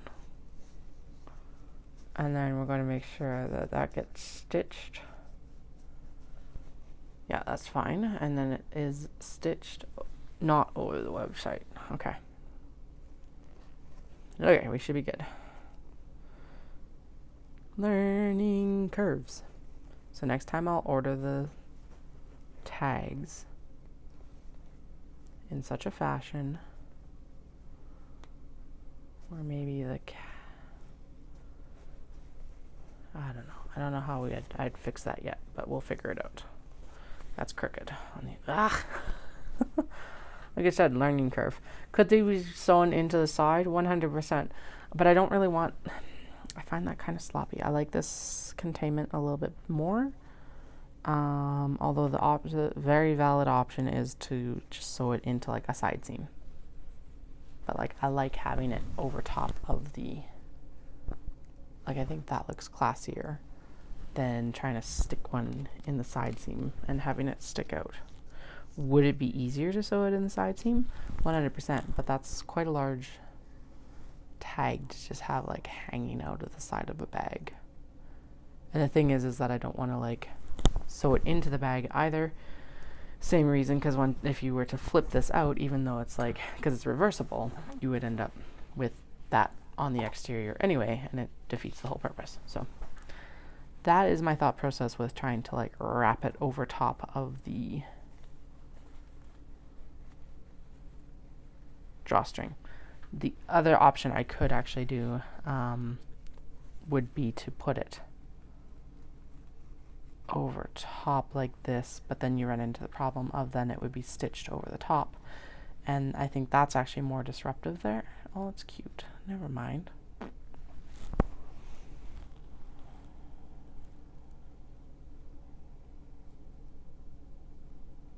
But then it defeats the purpose of having had a tag with both sides like printed.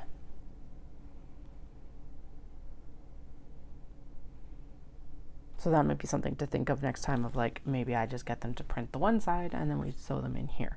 Whatever, it's still super cute. The problem with it being here, actually then we could just cut it and it could just be a little square and I could just stitch the square.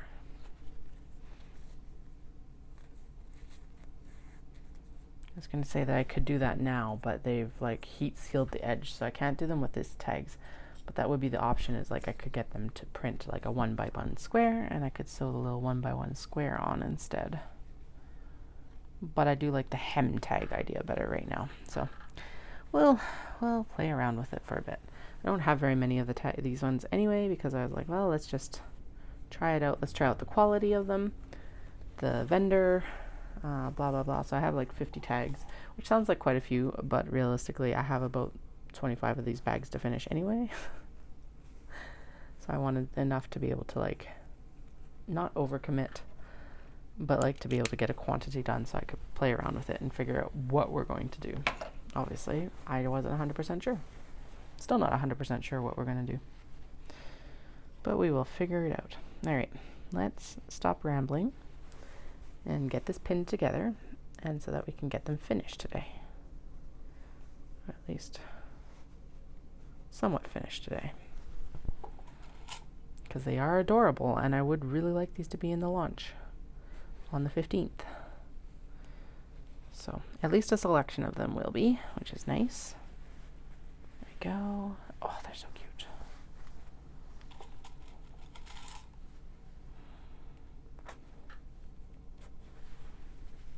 Okay. Now we're going to turn it this way. This is the point where I may yelp, because pins are dangerous. They are dangerous beasties, but I need it this way so that I can stitch it from like the shorter side. So actually what I'll do next time is I'll just fold it in from this side. So this is, like I said, reversible. You get that nice box all the way around, so you can have this on the interior, or you can have this on the interior. Whatever you want to do. I really don't care. That's your bag. Hopefully you guys like them as much as I've been liking them so far. I've really only finished one, and that's okay.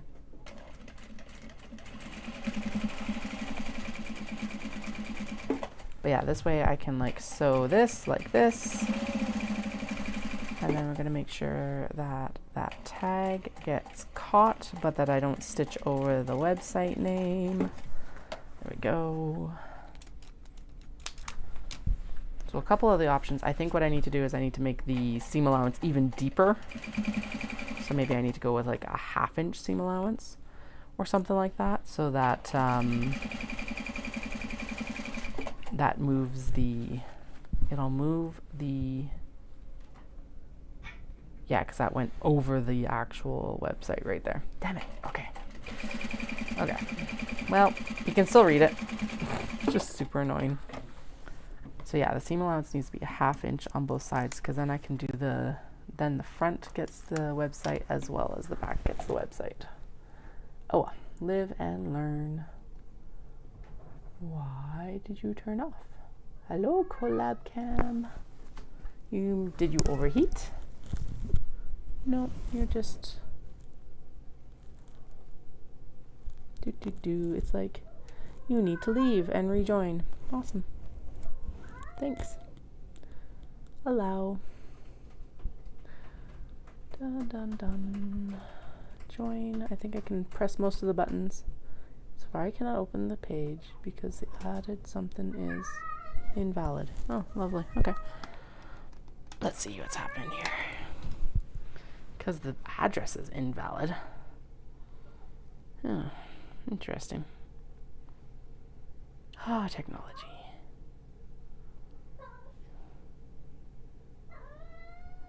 Hi, Flynn. What you doing?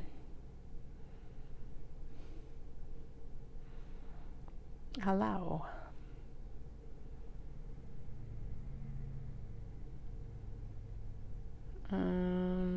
We are not doing front camera.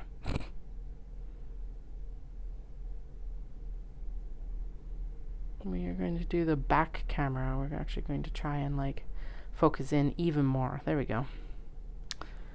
Alright, let me see here. We're going to go to studio mode. And we're going to turn on the collab cam. And we're going to put the foam back in the thing. Be nice if this just worked. Okay, let's actually scoot you over this way like that. And then we're gonna do that. Okay, sweet. There we go. Now we're back. Show on stream. Transition. Let's turn off the studio mode. There we go. Okay. Flynn, what are you doing now? Leave that paper alone. Okay, so I'll show you what I mean about like this getting stitched through. It still looks fine. It'll be fine. It's annoying, but it's fine. It's all a learning curve right now because I have never done tags this way. I'm gonna pull the pin so I don't butcher my fingers. Okay,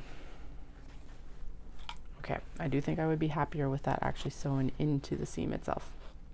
All right, anyway, so there it is on the exterior. That's what it looks like. There it is on the interior. So it's definitely not, well, actually you can't tell that I stitched through the website, so maybe we'll just ignore that then. But I do think what I want to do is I will stitch it into the actual, like, yeah, I'm just going to stitch it into the exterior of the bag. So it'll just be like a little tabby tab, like right here. And then when I get them printed next time, I'll just make sure that they're not double-sided. Yeah, that's fine. Whatever. Learning curve, although it is super cute as a hem tag, so I don't know. Actually, I might have enough room that we could probably move that up. Let's try it with the next one. Next. This is stitched. We just need to trim in the seam allowance. And that needs to be taken out. Snip. That does not need to be there. And then we'll trim the seam allowance for the drawstring channel, like the little foldy fold in, to make sure there's no raw edges. We'll trim all these up because otherwise those will show. And then we're going to snip here to the seam allowance, snip here to the seam allowance. I'm going to trim this down a little bit right here because it's like a little bit large and it'll just be bulky in the bag if I don't. There we go. And then we're going to, oh, no, all right. That means that that didn't get clipped at all that way. Okay, there we go. So So I'm actually going to work on the drawstring fold on the interior side of the bag, which means I'm going to actually fold it in and sew it right now. Right, that's what she did. That's what the tutorialist did, I don't actually know if it's a woman or not. I'm making a massive assumption. But they folded down the other drawstring channel when they were working on getting this set. Although, like I said, they use double-sided fusible interfacing, so it's a little bit different from what I'm doing. But when do I ever follow the instructions exactly? Without doing some sort of divergence from what I'm actually instructed to do. Well, okay, not always. It's like lots of times with the first bag, I will do exactly what you're supposed to do, and then I look at it and I go, okay, what can I do to improve it? Most of the time. We're not going to say 100% of the time. Definitely with this one, I instantly went, no, we're just going to seam that down. And yes, this does look like something that I shouldn't be working on right now. But the benefit to this is I am working through stuff that has been cut for quite a while. And it's scratching my brain itch before we go back to the pick your own orders. This thread that I have is quite a bit thicker. I don't mind it. It looks good. But that is good to remember. Especially because it's in the bobbin right now, so. I ordered the same weight, that's the thing. So I don't know why it's so much thicker than the stuff I've been using for years, but oh well, we'll take it. Does mean it might be better to switch the Gutermann, the last of this like spool onto my domestic machine versus this one, but man, whatever. We can figure that out later. Does mean more, like any mistakes are more noticeable though, that's for sure. Alright, there we go. I'm sorry that I sound slightly like the Nintendo dog today. I don't know what's up. And when I'm talking about the Nintendo dog, I mean the Duck Hunt dog. Oh, okay, there. And the snip. And clip. And then now what are we going to do with this? So this next one, we're going to try folding over the exterior instead of the interior. Okay. Oh, experimentations that need to be done. Right? Or we're going to try over the exterior again, but with the seam allowance folded up, at least on the, right? What was I going to do? I don't remember. It doesn't really matter. We're going to get this folded in first.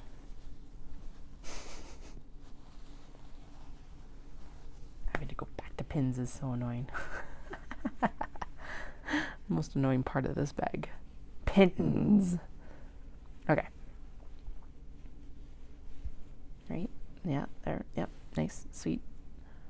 It's all the way across. Excellent. There we go. There we go. There we go. And then we'll pop it in here like this. Pull that up like that. Pull that up like that. There we go. Okay. So let's try it. Yeah, see whatever. Where is like the tallest part of the drawstring? That is going to be the tallest part of the drawstring. So let's see if I can like kind of finagle it so it's tall enough to take up the full tab. I think that's part of the issue. It's because these are a little bit of wavery cuts. Is just getting it, the drawstring to be fully in. Okay, so that just means they're going to have to move around to wherever placement is going to work the best for it. For the tag, not necessarily for the drawstring, but for the tag. Okay, that looks good. That looks really good. I'll take it. It's a little bit above. My big thing is I don't want it catching on stuff. But I think once it's stitched down, it'll be fine. And if the website is visible on the front, that means that it will not be stitched through on the back. Okay, so this might need to go on the other side. Let's pin this in so that it's settled. It's right on the edge of like not wanting to be where it is. So let's pin it so that it's good. There we go. You need to be smoothed out. That's what you're freaking out about. There we go. That's what's up. Okay. Okay, there we go. Now it's happier. And then here. And then we're gonna pull it up here a little bit.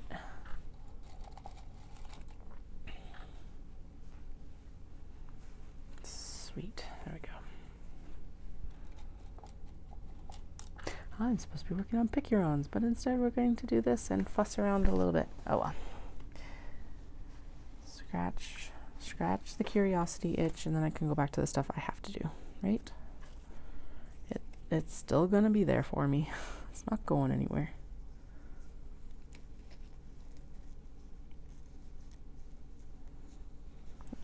Okay, there we go. Sweet, like that. Yeah, so this one is not tall enough to do that. So I think what we're gonna do is we're gonna go in. I can't do it though. Bah. Okay, let's fold this as fully as we can. And then where does this hit? Oh, it takes up like the whole thing. That's why we're having issues, is because the drawstring is actually like only as tall as the tag. All right.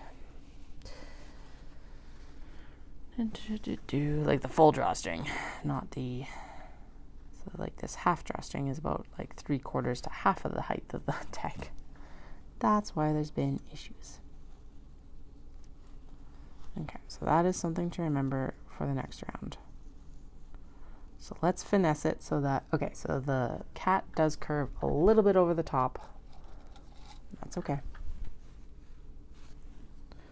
Means that's not going to be perfect. Actually, go. There we go. Now it's fully filled in there.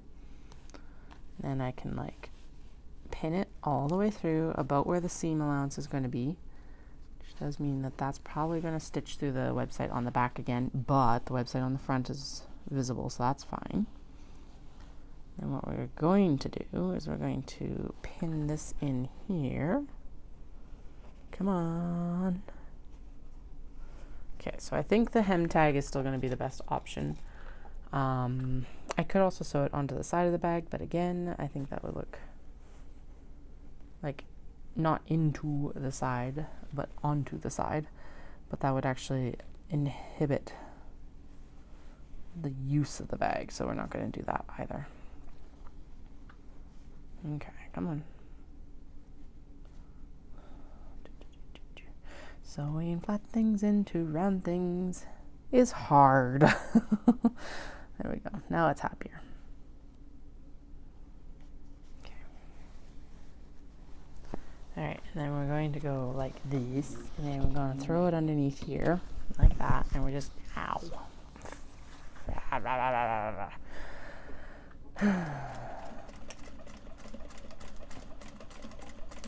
Okay, now we're going to move the pin out of the way. There we go. I think that worked. And then after this one, we're going to go and do the big bags, because then we can get them done. I guess the whole point of this is that we're going to do all the stuff that need white top stitching, but there's so many of them that we're just going to do the couple experimental ones, and then we're going to move on to get the work done that I actually need to get done today before the kids come home. And then tonight we can play around a bit more. But hey, there's like 2 more drawstring bags basically done. So that's pretty sweet. When I say basically done, they still need their ribbons pulled through. So there's like a little bit of finishing work, but not much.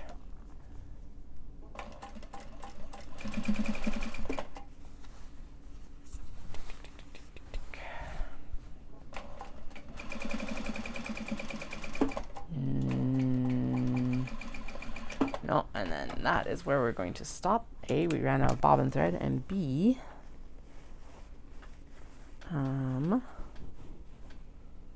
that was not far enough in. Excellent. Okay, well, that is better placed, I think. Yeah, so next time what I'll do is I will just make sure that we have more seam allowance.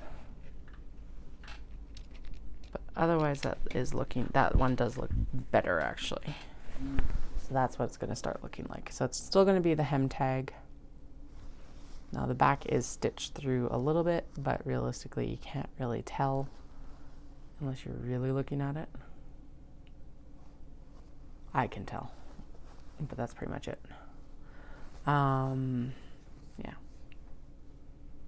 But it's super cute when it's on the exterior like that. Okay, that one needs a little bit of finesse. We need the bobbin thread changed, so we may as well swap to the black thread and start the big bags instead. I know, jumping around everywhere, but that did scratch the curiosity, because like I've been waiting to pick up those tags for a while, and yeah, the weather just was not cooperating, so I wanted to see how they would actually work in the bag. Okay, and I think, so we're going to use up as much Gutermann as we can for the black thread and the white thread, but when I switch back to the white thread, we are going to go back to we're going to actually put the new thread on just so that the weight of the thread matches, because yeah, it is noticeably thicker than the old stuff, which is wild, because like I said, I ordered the same weight. A little bit thicker thread is actually probably better for the like bags and stuff like that. It should be heavy dutier, but yeah, it's just interesting that it is that visibly different. I like it so far though. It's sewing very nicely. It's nice and smooth, which is the big thing. It's going through the machine really well. All that, so that's nice. I have quite a bit more black thread than I do white thread, so I don't think the switch from the Gutermann black is going to be as soon as the switch from, well, the next time I get back to the white thread, we'll put on the other massive spool anyway, so. And then I have a cone holder for my domestic machine and plans for how I'm going to use my domestic machine. I need to suck it up and do some hand cutting versus not. Basically, I still want to do those ornaments, but that Cricut cut failed so hard. I'm just going to have to do it by hand. And I just haven't rallied myself to do that. Probably what I should do is that's something that I should be working on with the kids upstairs while they're watching TV after school or something.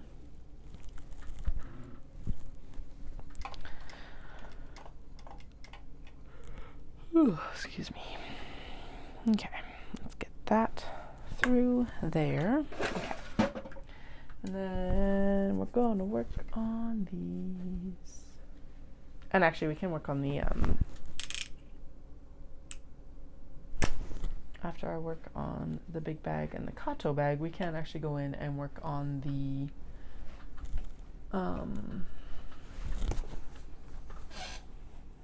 dark top stitch drawstring bags too, so I'm not too worried about it. All right, we're gonna sew the bottom here together. Actually, no, that can all be sewn together at once, so we're just going to ignore that for a minute. I'm gonna move. I was supposed to top stitch the drawstring channel. Damn it. Bah. Okay, well, let's get our head back in the game with the other stuff, and we're gonna move these tags back into the drawer again, so I don't forget them. It's 2:30, so I am gonna have to call it quits in about half an hour. Just so I can get on with exercise and my run for the day. Since I didn't do it this morning, I went and did errands and came on here. But on that note, I should be back on tonight around whatever time the kids go to bed, basically, until about 10 o'clock probably. Mountain Standard Time. They went to bed about 6:37 last night, so I will try to be on earlier than I was last night. So last night was just... Tuesdays are always a rough day because it's Dallas's first day back to work, so it's always like they're always in turmoil. It doesn't matter which direction, like coming or going. They're always just a disaster. And so last night's kind of just the reset night and the like settling in again to solo parenting. So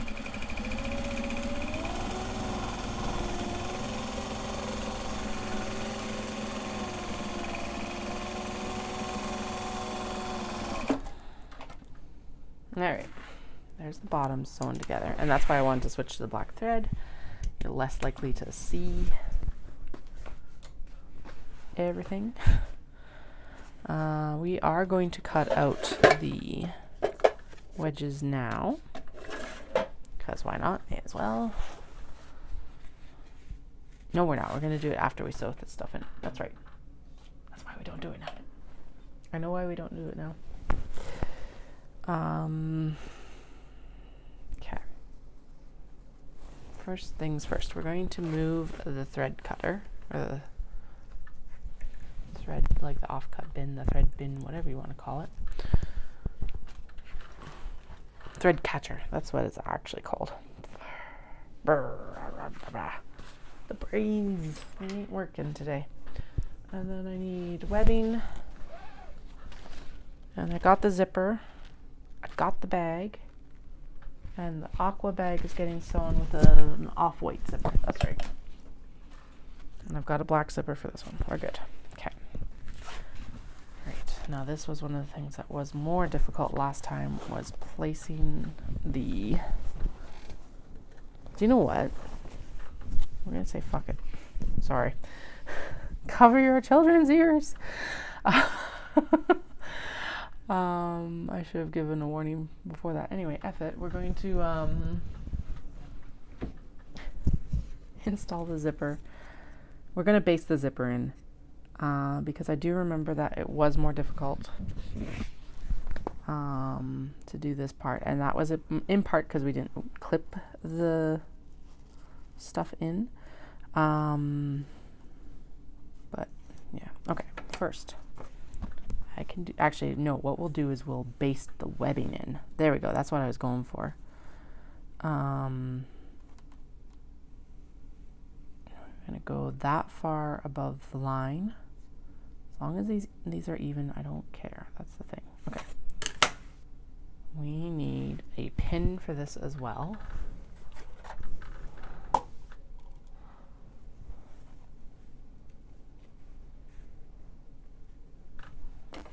I guess that's the good thing about saying that this is not for children.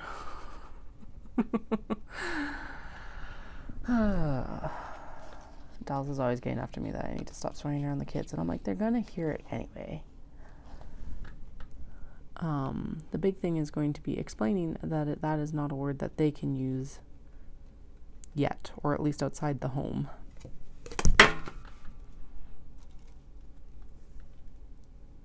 Because here's the thing. They are starting to say, well, my eldest is starting to say clock. It is definitely not coming out as clock. That L is definitely getting dropped right now. And I'm like, really? No, Dallas literally just did send me a freaking litter box comic about their baby doing the same thing. And I laughed about it. And now it's like our reality, like less than 2 weeks later. It's ridiculous. All right. Baste the webbing in. I guess we'll be professional about this. Even if my mouth is not professional. My goodness, the sound bites I'm putting out on the internet this week. We're not going to finish that sentence.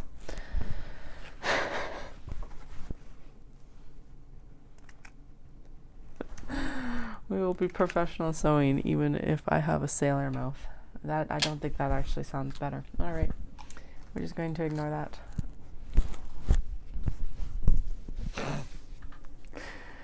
And we're going to install the zipper. And we're going to also baste the zipper, because that, I guess, that's going to be just as fast as actually clipping this thing in, probably. I don't know. That's what I'm going to tell myself, and it is going to give me a more professional finish. I am all for more professional finishes if it's about the same amount of time. Could I actually increase my stitch length to make this faster? Yes, but realistically it's a zipper. So the more stitching it has, the better, because this is going to be the highest stress point that there is on this bag, is between the webbing and the zipper itself.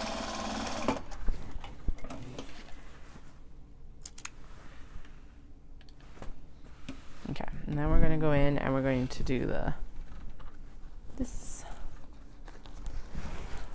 And then we're going to actually sew it from the front, because I'll be able to better align with the teeth on the front. And then hopefully I am far enough away from the basting stitch line that you can't see it when it's finished. We'll find out here in a moment. It looks like I will be right on it, and that's fine too. As long as I'm on it, or like within it, basically. Although I do need to do a smaller base stitch for the handles. Oh, we're lucky. Okay, and those have already been back stitched over, so I'm not going to worry about it now, because it's already been like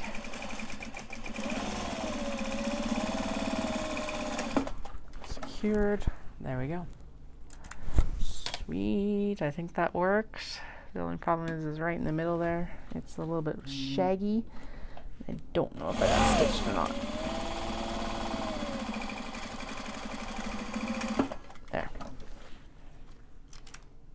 Now we're good. Okay, sweet. Actually, we'll just double check on this right here. If it's good here, then we're good to go. Yes, and then it's going to get top stitched and encase that seam. Sweet. Okay, so we need to do the base stitch in,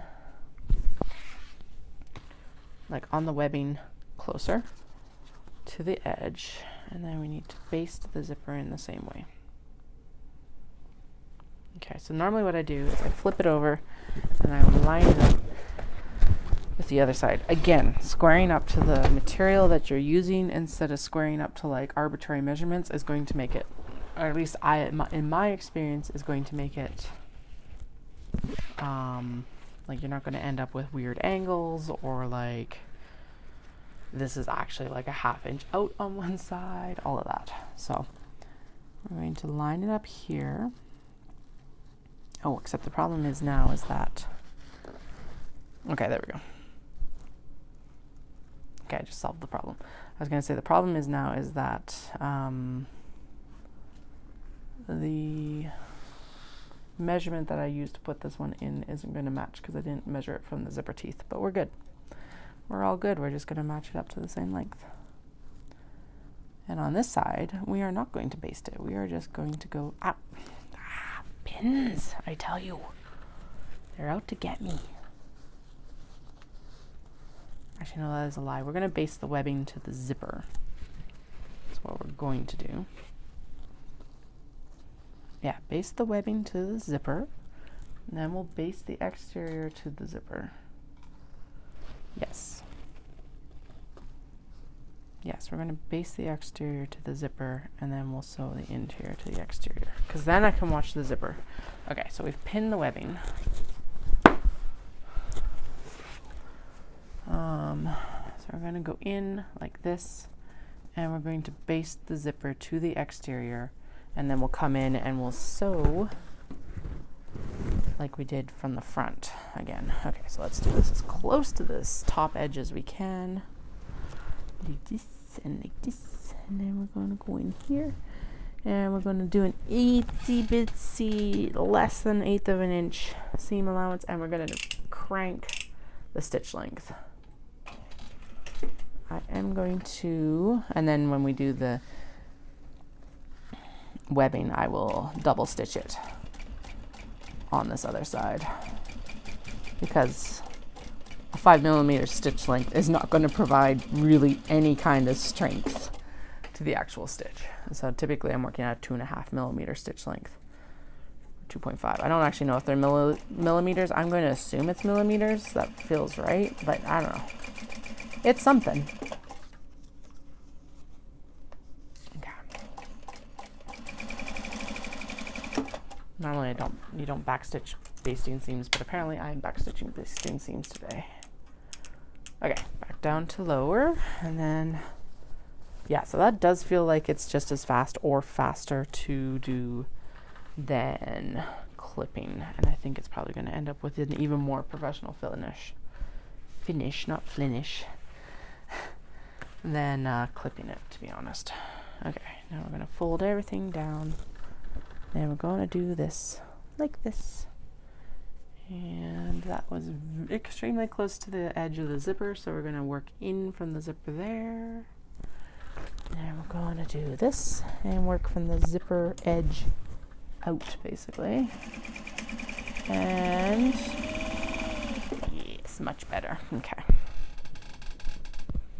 And then it's much easier to control just the interior layer versus having to control all 3 layers. It's the same thing. That's why the drawstring channels for the Kato bags are like essentially finished with a basting stitch and then installed into the bag instead of just shoved in there and hope for the best.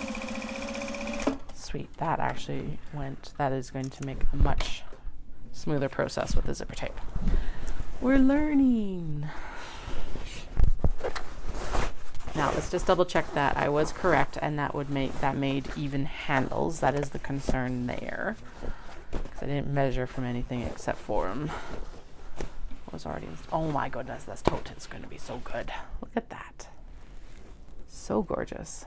All right, and the handles are even. All right, because that was going to be the next concern. Are these handles even? And they are. Okay. Applause. Okay, so how did we do this? We're gonna baste the webbing in. Actually, we did that without having to baste the webbing separate from the zipper. So we'll just baste the webbing and the zipper together. And then we will work from there. Yes. So yeah, that sounds right to me. Okay, so this is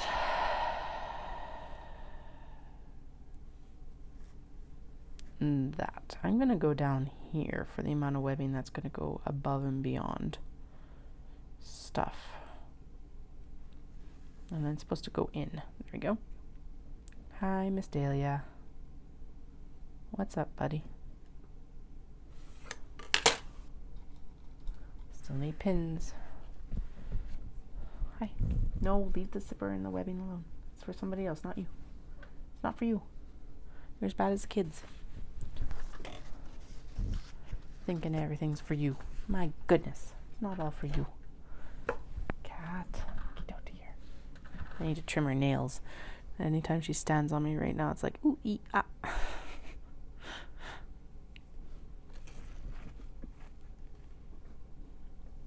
Okay. There. There. Good. Good. Another pin. And a pin.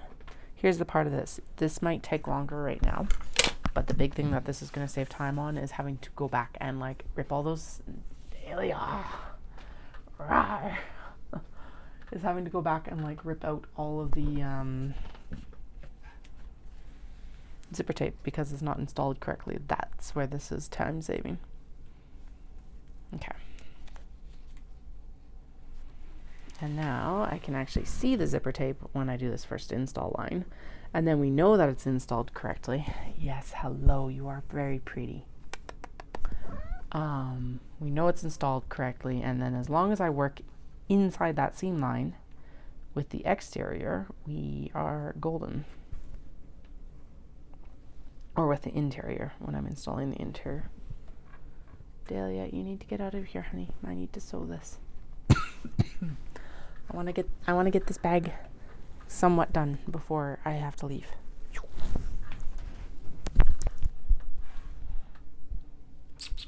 I know, you're a pretty girl. I don't know why I chirped at her when I'm trying to get her to ignore me, but all right.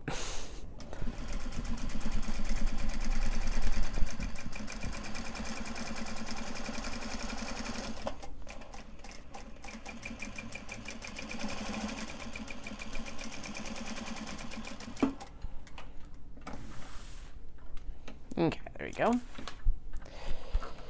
Now we'll put the interior in. Interior. Okay, we don't need the pins in there anymore. So that's one thing we can take out. And then we'll make sure that the interior is facing the right direction, because that is a concern. It's harder to tell with the white on white ones for sure. And then we've got to turn the stitch length down. Hi, how are you? And then we're going to make sure that all of that shagginess is up and beyond the zipper so that we know that it's good. Hi. Hi, what's up? You okay? Okay, there we go. Okay. And just kind of artfully fold it back and forth because my sewing table is not that large. And then yeah, we'll go through and we will double top stitch or like back stitch over the webbing at this stage. There we go. Okay, so this is a much smoother process than even that first bag. Sweet. And then if the basting stitch is still hidden, I'm not going to worry about pulling it out. If it is something that peeps out a little bit, well, it's going to get top stitched.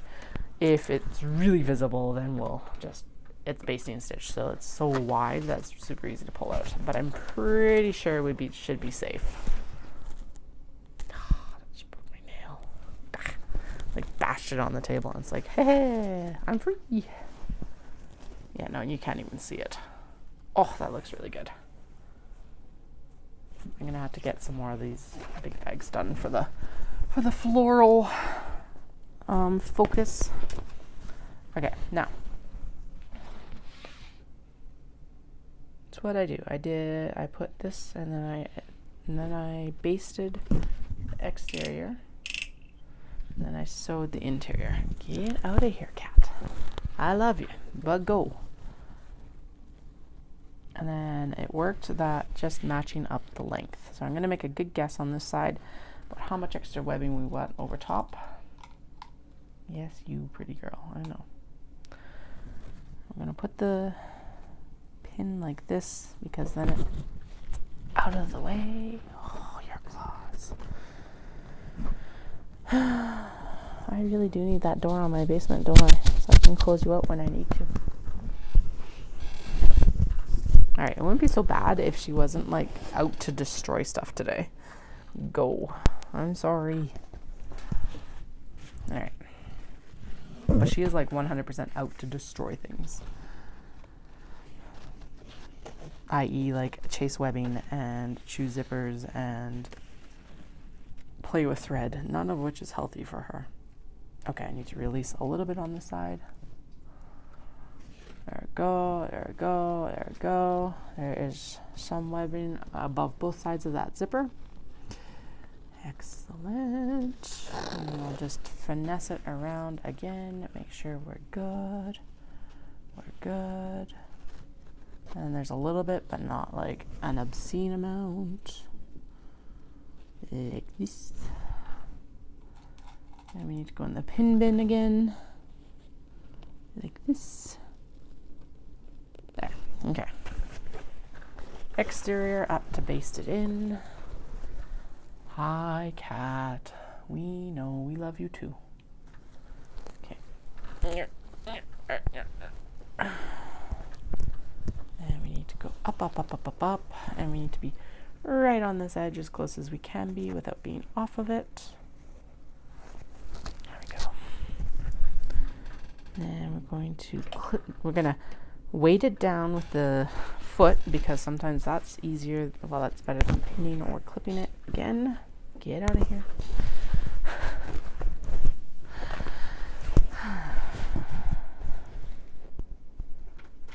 There. Okay. And across we go. Whee!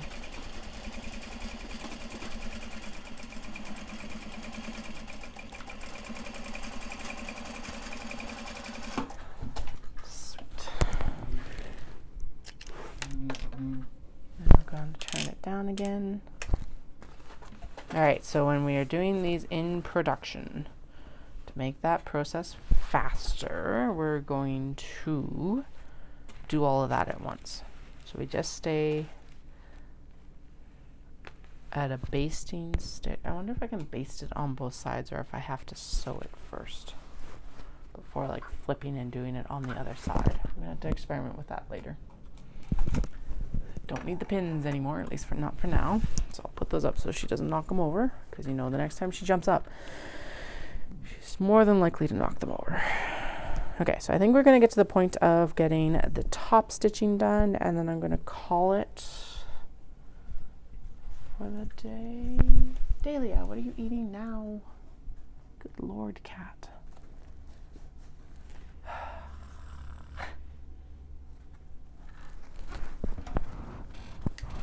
What was the one I heard the other day? It wasn't Good Lord, it was Lord Deliver Me. And I'm like, oh yeah, I like that one. I am secular. I'm not going to say I'm atheist, but I am secular. But I do approve of that one.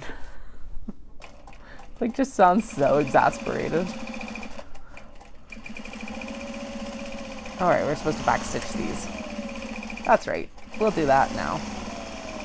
Hey, alright, that is looking really good. Sweet. We'll go back over the webbing right here and backstitch it, because why not?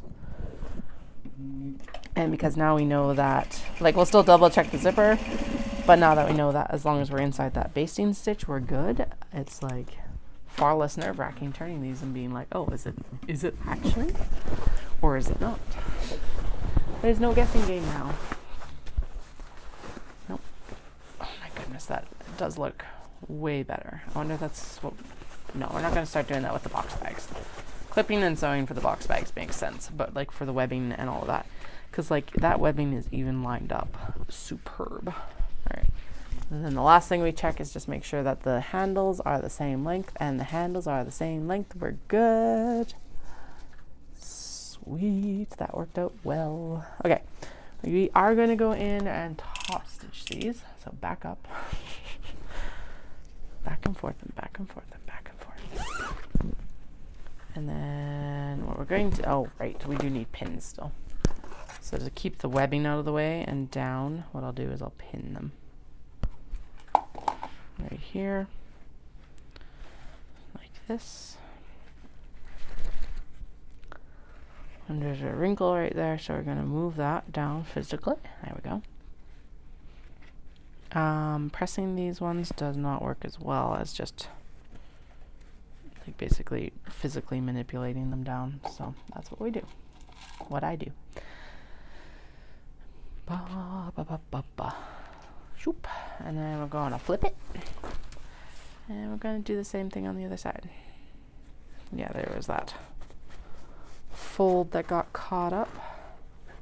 Oh, I didn't check that they were like, that the lengths were comparable, so we'll remember to do that on the next ones. There we go. There we go. Come on, down. Excellent. Oh, and these cats ended up in like perfect positions there. I like the little peeping one here. Yeah, that I couldn't ask for much better placement, to be honest. Again, I don't do a lot of fussy cutting because I don't want to waste fabric. But I do try and be conscious of like that you're getting enough print for your like that, like you're getting enough print that you're getting your money's worth, basically. And with the shift to the canvas, that has definitely changed the what fabrics I had purchased that were going to work well for it. So it's something that I'll have to keep in mind in future as well. That like the print size is a little bit different than it used to be. That's fine. Things change. It's just something I have to keep in mind now when I'm purchasing fabrics, and like we don't want to go like massive print size anymore. We want to be more in this like medium size. That's going to work for the large box bags and stuff, which means that it will then also work for like the Kato bags and things, because honestly, the canvas or this here is basically the same size as the Kato cut as well. So all right, there we go. Now, and then we'll put what time are we? Okay, we can get the top stitching done, and then I'm going to head out. So thank you for joining me again today, and I will be back this evening to do what are we going to do tonight? I don't know what we're doing tonight. That got caught. Damn it. I thought this went so smoothly, and then it's like, no, I got into your fabric while I was sewing here. Alrighty. Let's get this seam ripped and then see what we need to fix. It looks like it's actually the zipper installation line for the interior. Excellent. Sarcasm. This is not excellent. I need to actually go back and re-sew this. At least it's just the last little bit of the seam. But still. Okay. Okay, so this is not foolproof. I did not expect it to be foolproof, but you know, yeah, having to seam rip off the first try is a little bit disheartening. Oh well, at least I caught it before I did the top stitching on this side, so. Okay, let's turn this, and we'll just stitch this end again, making sure that that remains outside the stitch line. Basically, it just got folded over on itself, and so there we go. Solved. Alrighty, now we're gonna go in and we're gonna top stitch it, which will add another layer of like durability, and it just makes it so that the stuff doesn't creep into the zipper as you're using the bag. Anyway, I will be on tonight, and we will work on that Kato bag, and obviously wrapping up these bags because they are not going to get finished right now. And then we will move on, if we have time, to the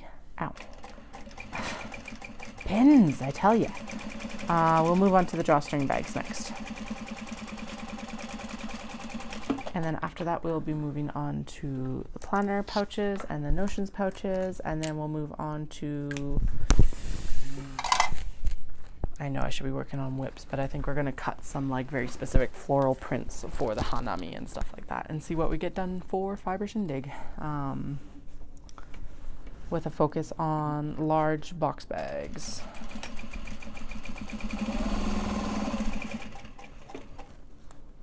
There we go.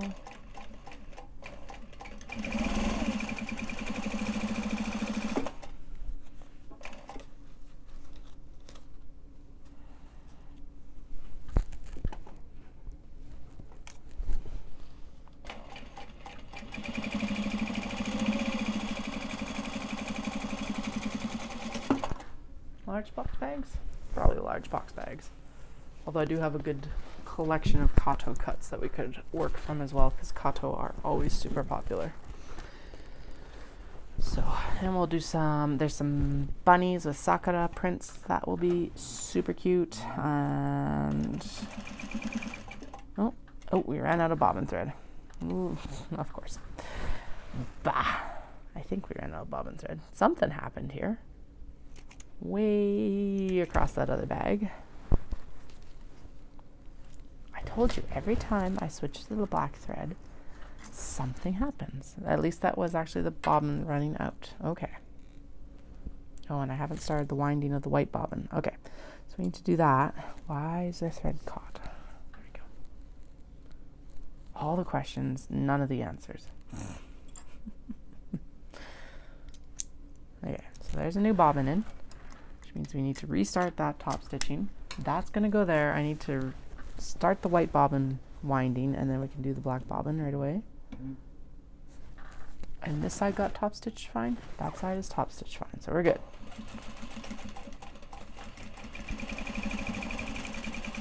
Okay, start the white thread winding. There we go.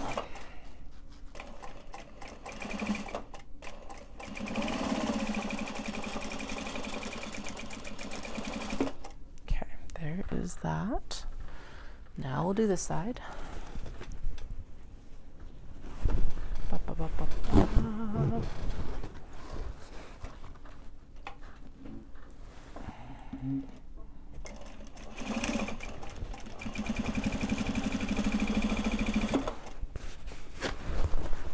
Anyway, yeah, there's bunnies with sakura and stuff like that we'll also do some of.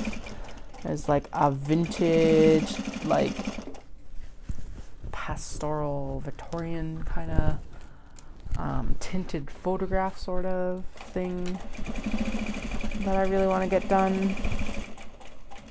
Really some into rotation, and we'll also make sure that we get some of the crochet pattern bags done as well.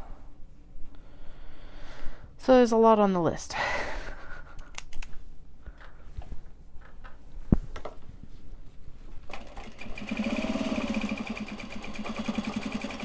But when is there not a lot on the list? That's probably the better question.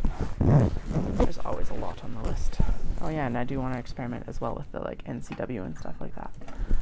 Which I did print out the pattern again, so I'll double check the sizing on it once I get off the stream. And then if it's all good, we'll print out the rest of that one. Yeah. So there are many plans afoot. Hopefully we're able to like bring a few of them to fruition, especially before some of these shows. Well, we already have. There's quite a few that we already have, but hopefully we can continue on that route. All right, so there is the top stitching for the big bags done for the pick your own orders. And it is now 3 o'clock. So I hope you guys all have a fantastic late afternoon.